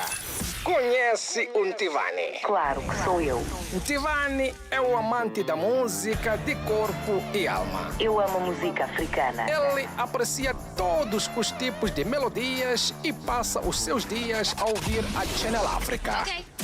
Adivinha só, a Channel África quer ajudar o Ntivani e os amantes da música em todo o lado a descobrir ainda mais música incrível. Por isso, a Channel África está a convocar artistas africanos a submeterem as suas músicas. Músicos, lembrem-se de nos dar todas as informações relevantes no music@channelafrica.co.za. As submissões são a vossa oportunidade de ser ouvidos, mas não garantem inclusão na lista. Todas as submissões serão cuidadosamente analisadas para verificar se cumprem os requisitos da nossa estação. Canal África, a perspectiva africana. Stay tuned to Channel Africa. Stream us on our new and updated website, channelafrica.co.za. This is Live Well, and today we're speaking to the gents of the African continent. November is Prostate Cancer Awareness Month, and today we're unpacking the link between prostate cancer and erectile dysfunction. And we'll ask how men can rebuild both their health and their sense of self after a diagnosis and treatment. We're joined on the line by Dr. Viola Murolo, who is a specialist urologist helping us on this one. Dr. Viola, thank you so much for your time. Good morning. Good morning. Thank you for inviting me, and it is my pleasure. It is a pleasure. I do want to apologize for the delay. I was in theatre, so I apologize to your listeners and your team for delaying. We completely understand. You are at work after all. We appreciate you spending some time with us. We won't have as much time as we had for the conversation, but let's speak about these two. Prostate cancer. Could you give us a brief on what exactly this is? So prostate cancer is a cancer, which means it's a growth in the body that unfortunately then spreads to other organs and causes essentially the body to then become weak, and sometimes has, especially prostate cancer, detrimental effects on functioning. For example, you may end up with paralysis if it spreads to the bone, and other areas that prostate cancer spreads to the lungs and to the liver. And the reason why there's a lot of focus on prostate cancer in Africa, sub-Saharan Africa and South Africa, is because prostate cancer is the most diagnosed cancer among men in sub-Saharan Africa and South Africa. So it's a cancer like all other cancers, but specifically it's in the prostate, which is an organ that lies below the bladder. Prostate itself has got a very important role to play in terms of fertilization. It contributes to the viability and the health of the sperm, and so it's an important organ. But unfortunately, if a cell then outgrows and goes on its own autonomous growth, then it causes problems, and thus it results in cancer. Let's talk more on that. I mean, the cancer in itself, how does it actually develop in that part of the body? Do we know the causes behind it?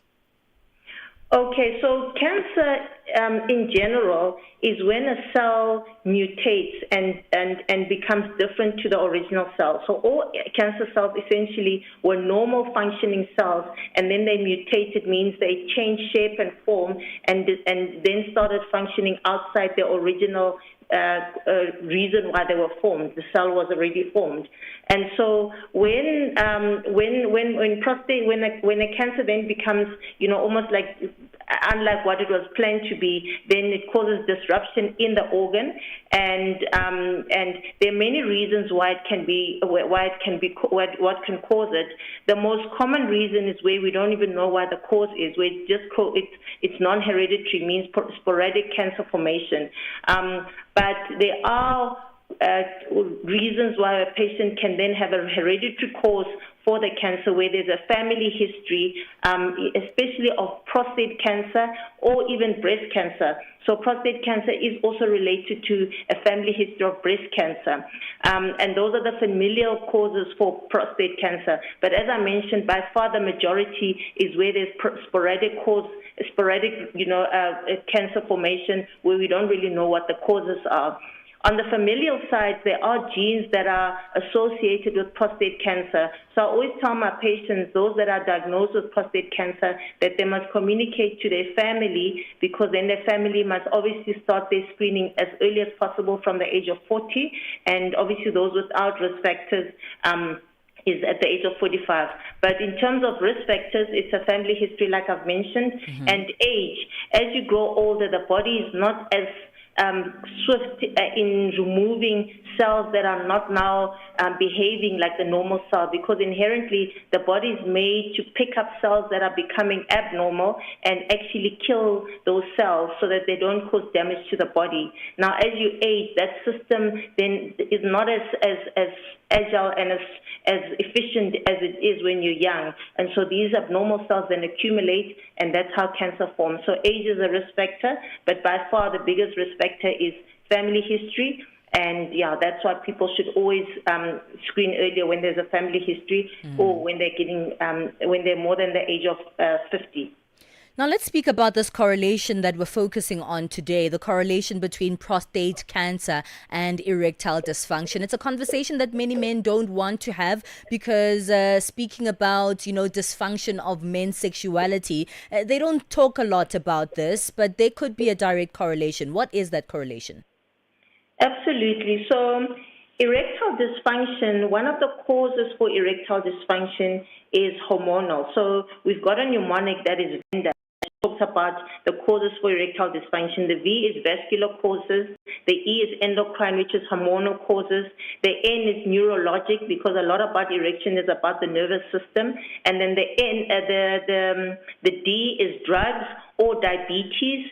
And then the A is age. So those are the common causes for erectile dysfunction. Now, specifically the relation with prostate cancer is the neurological part, because unfortunately one of the side effects or complications from one of the treatments for prostate cancer is when there's nerve damage. The prostate is positioned such that then there's nerves that run behind the prostate, and those nerves play a crucial role in erection, sexual functioning. And so when we operate and we damage those nerves, then it has an impact on your erectile functioning. So unfortunately, that's one of the the disadvantages about treatment for prostate cancer. One of the treatments, I should say, for prostate cancer, because then you're at risk of having erectile dysfunction simply because of the anatomical position of the nerves that are then also important for erectile functioning.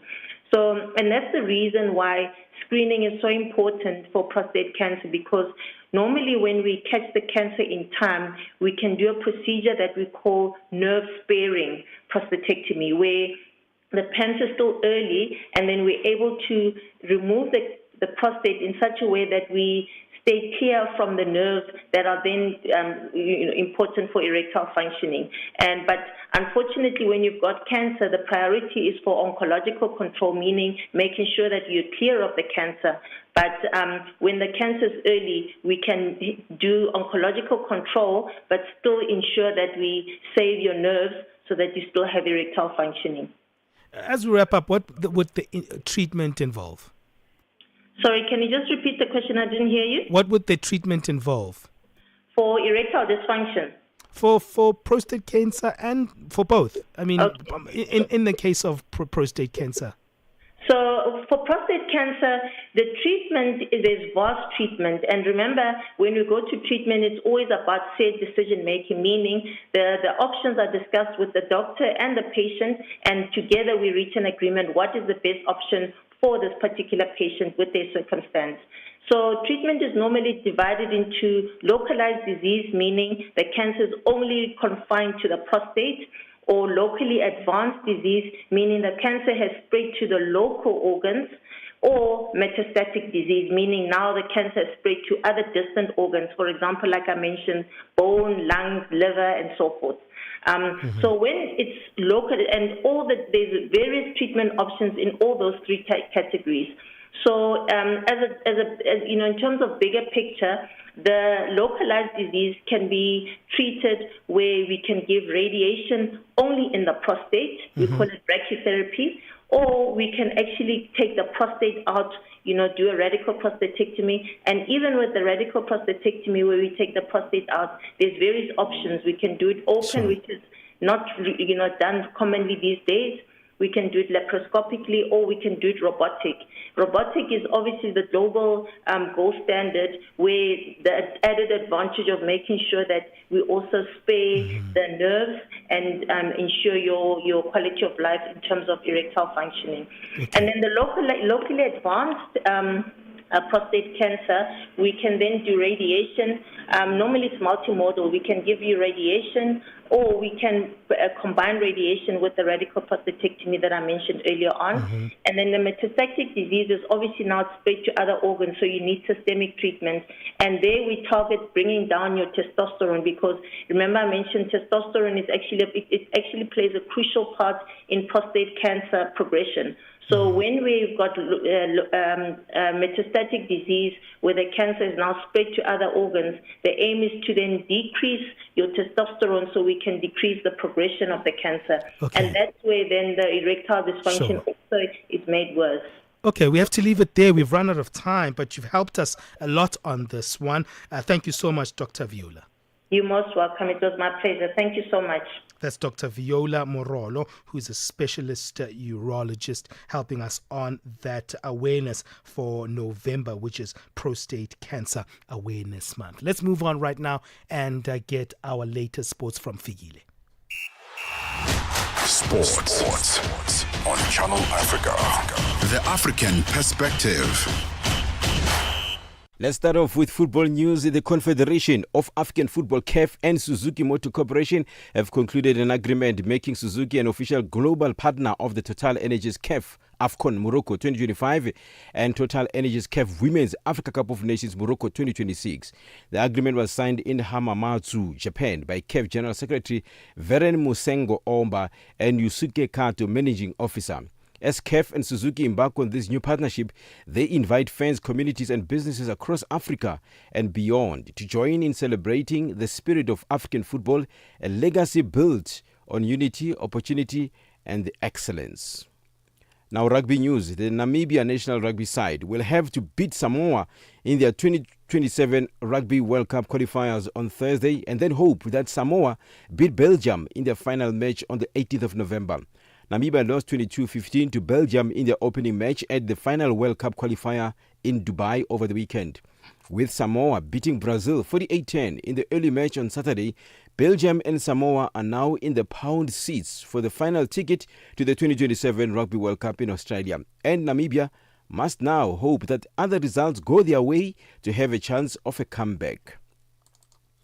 On to athletics. South African road running star Glenrose Xaba emerged as the biggest winner at the Spar Women's 10-kilometer award ceremony held in Johannesburg yesterday. Xaba pocketed $30,000 for winning all 5 10-kilometer road races in Cape Town, Durban, Tshwane, Gqeberha and Johannesburg, and earned an additional 10 bonus points, taking her total to 120 points on the overall leaderboard.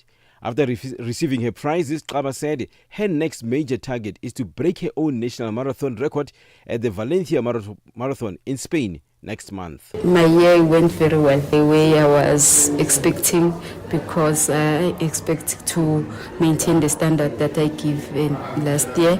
I told myself that beginning of the year I want to defend my title.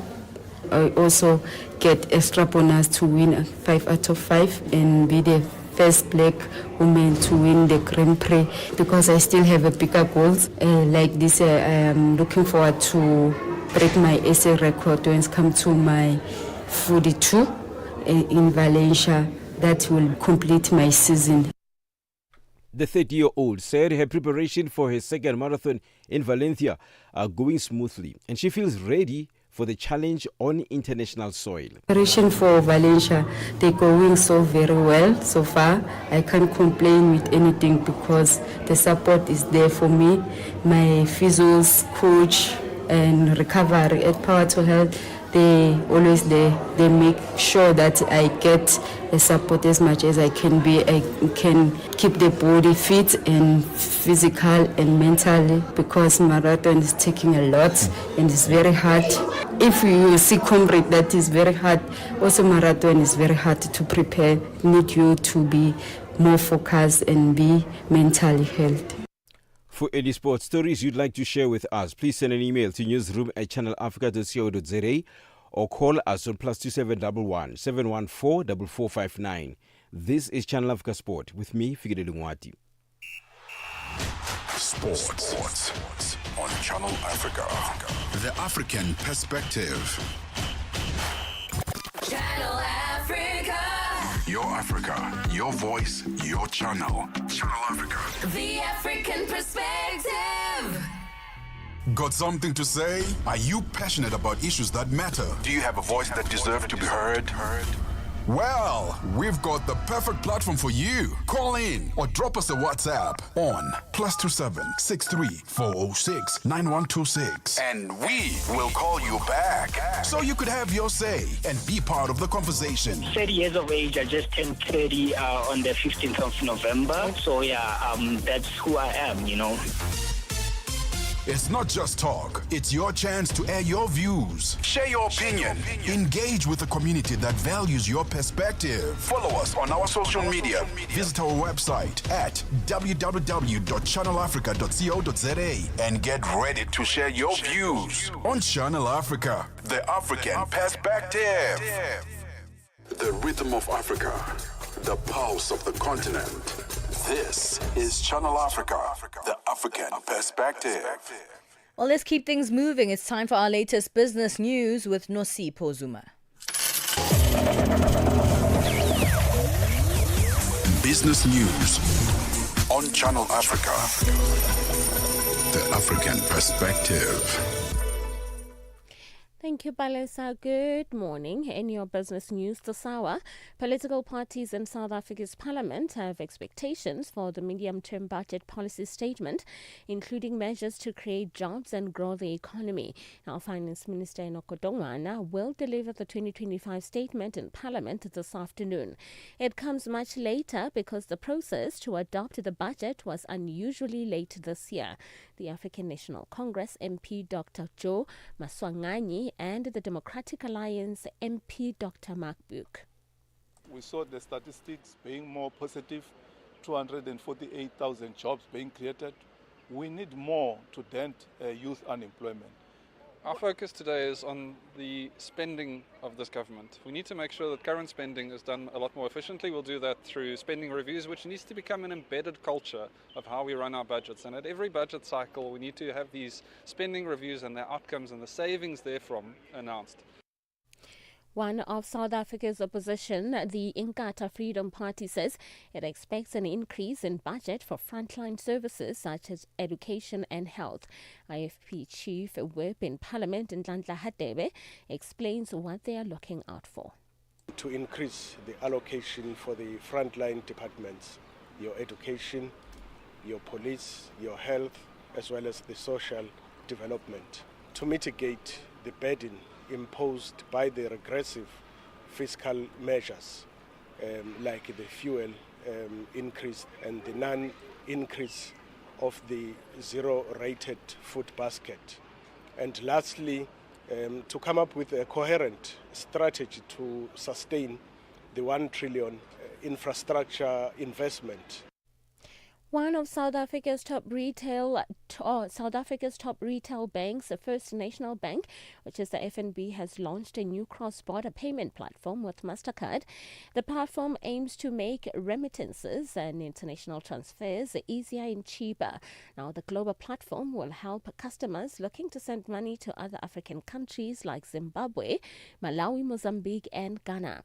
FNB says it also aims to eventually extend the service across its network in Africa. A European Union naval mission has taken control of an Iranian-flagged dhow used by pirates last week to attack an oil products tanker off the coast of Somalia and later abandoned. A recent spate of attacks on vessels off the Horn of Africa, including the first in a year by suspected Somali pirates, has rekindled concerns over the security of shipping lanes carrying critical energy and goods to global markets. Now, the EU says that the dhow crew is safe and in good condition, adding that it is working with Somali authorities to track down the pirates. Finally, oil prices are little changed today after rising in the previous session. It comes amid expectations that an end to the longest ever U.S. government shutdown could boost demand in the world's biggest crude-consuming nation. Brent crude futures slipped 8 US cents to $65.08 a barrel after gaining 1.7% on Tuesday. U.S. West Texas Intermediate crude was down 7 cents to $60.97 a barrel after climbing 1.5% in the previous session. Your financial indicators: $1 US in Nigeria is trading at 1,000 naira 435. In Botswana is 13 pula 26. Kenya, the dollar is trading at 128 shillings 35, and in Zambia it's 22 kwacha 61. The BRICS countries: $1 in Brazil is trading at 5 real 32. Russia is 80 rubles 86. India is 88 rupees 68. China at 7 yuan 12, and in South Africa $1 is trading at 17 rand 20. $1 is trading at 76 pence to the British pound and 86 to the euro. Looking at commodities, gold is trading at $4,124 and platinum at $1,582 per ounce. The price of Brent crude oil is at $65.06 a barrel. Now, for any business news stories you would like to share with us, please send an email to newsroom@channelafrica.co.za or call us on +2 711 714 4459. For Channel Africa Business, I'm Nosipho Zuma.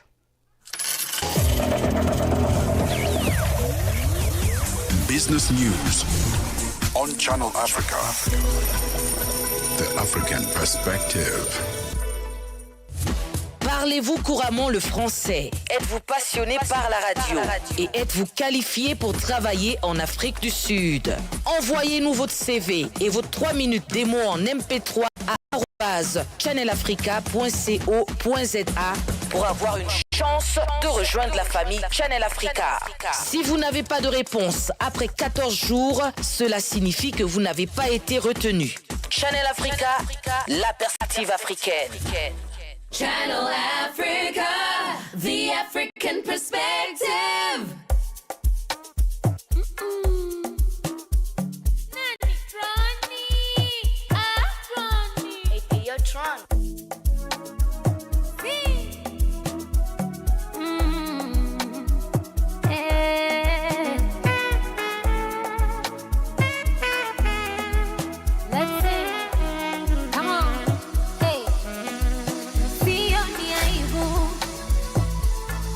Kila linalonifika,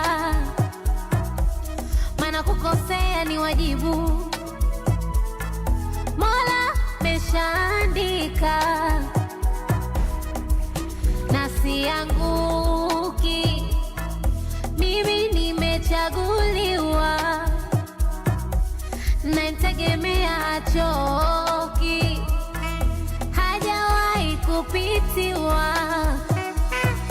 Navyotuma viniue, ndo vinanikuza, vinanipa ujasiri na kuwa gado kamili.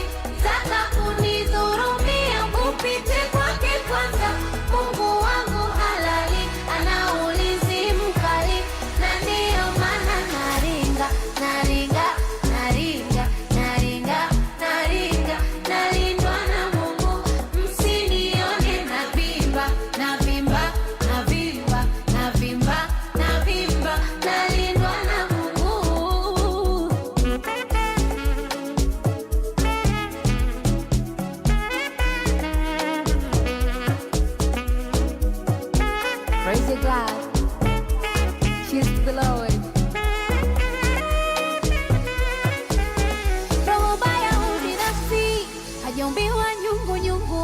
wala mtu mwenye maarifa. Kweli mabaya sikosi, najua mazuri yangu mtayasema nikifa. Unaniona napambana kwa tabu na dhoruba, nilinde virogo vya walimwengu visinifike ngo. Utadhani wao hawana, umewapa vikubwa, ila bado hiki kidogo changu kinawatoa roho. Nafsi yangu hii mimi nimechaguliwa, namtegemea hachoki, hajawahi kupitiwa. Navyotuma viniue, ndo vinanikuza, vinanipa ujasiri na kuwa gado kamili. Taka kunidhurumia, kupite kwake kwanza. Mungu wangu halali, ana ulinzi mkali, na ndiyo maana naringa, naringa, naringa, naringa, naringa, nalindwa na Mungu.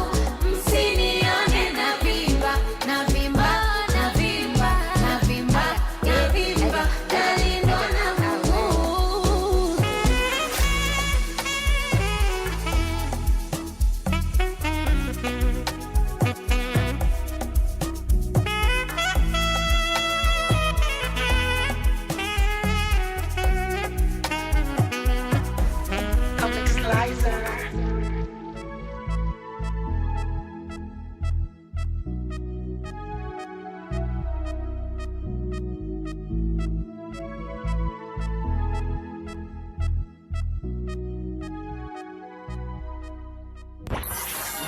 Palesa and Benjamin fuel your day with fresh African perspective on Channel Africa.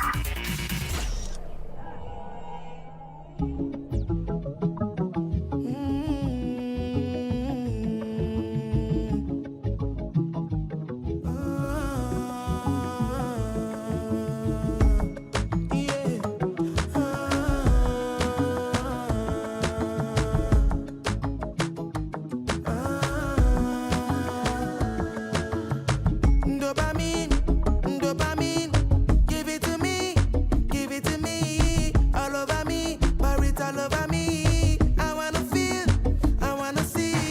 Call police, stand at it, do it to me, dance for me. Dopamine, all over me, give it to me. It's a situation, I don't wanna do no situation. Shit. I'm tryna stay strong, but I really need you to say something. Do me a favor, baby, I've been hoping you could wait for me. Is it too late now? Is it too late now? Dirty girl, I've been contemplating about the way that I've been thinking about you lately. Me love the way that you touch and caress me. Me love the way your body push up on me body, and I go yaga yaga like I'm going crazy. Then I go put up for you when you ready. Me feel it that just know the Chimamanda baby. Dance for me, my Americana baby. Dopamine, dopamine, give it to me, all over me, pour it all over me. I wanna feel, I wanna see. Call police, stand at it, do it to me, dance for me. Dopamine, all over me, give it to me, that's all I need.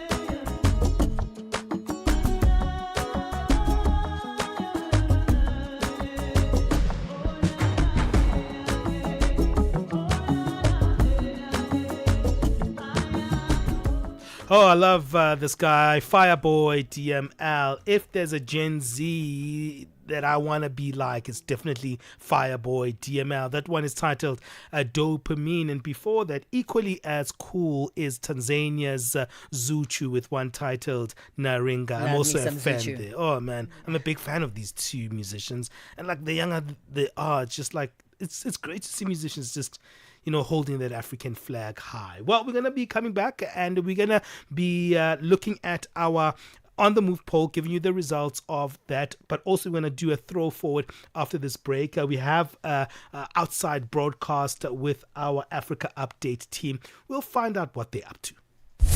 Parlez-vous couramment le français? Êtes-vous passionné par la radio?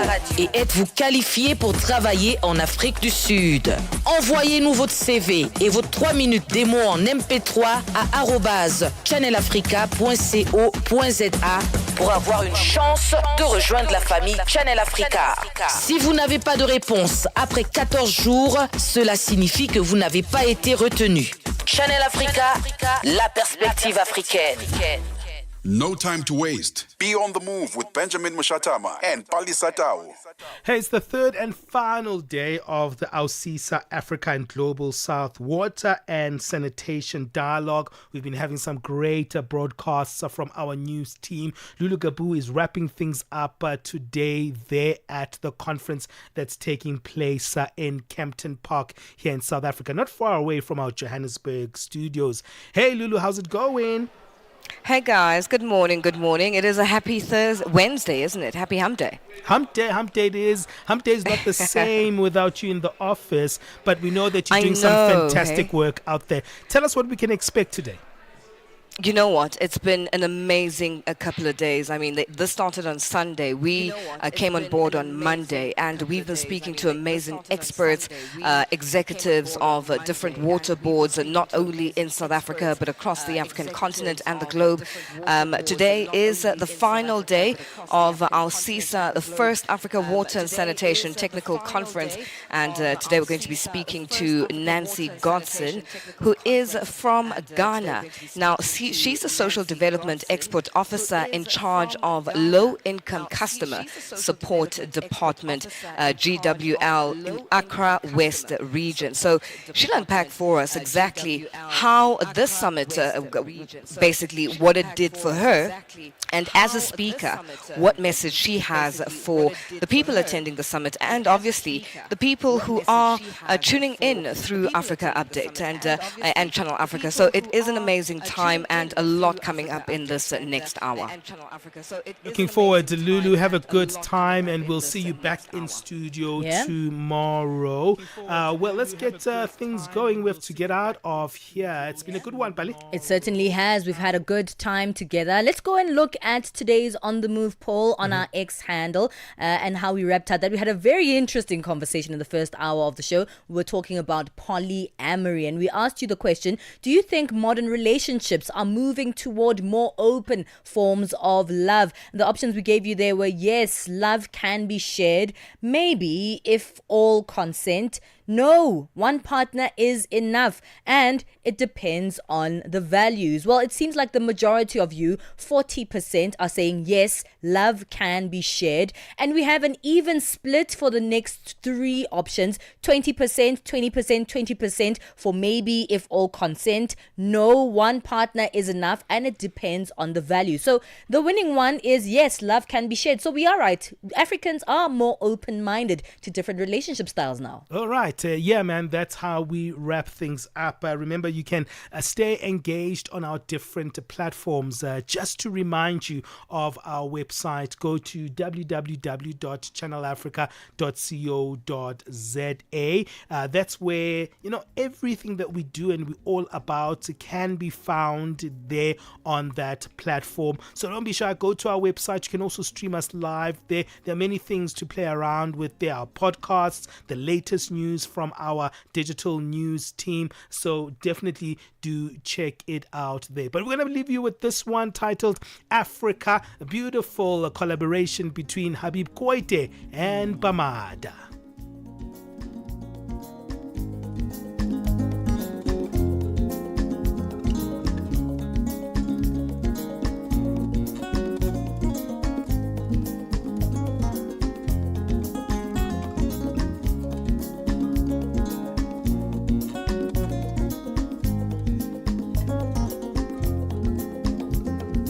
Afriki dinu wilila kayewa sinayala yoro janta mala yalla yalla ani fenyini ni ma fensoro ina fenye follow follow onye be bismillah horonyala jatiki yalla anta mana kabedo indafe si utaka uku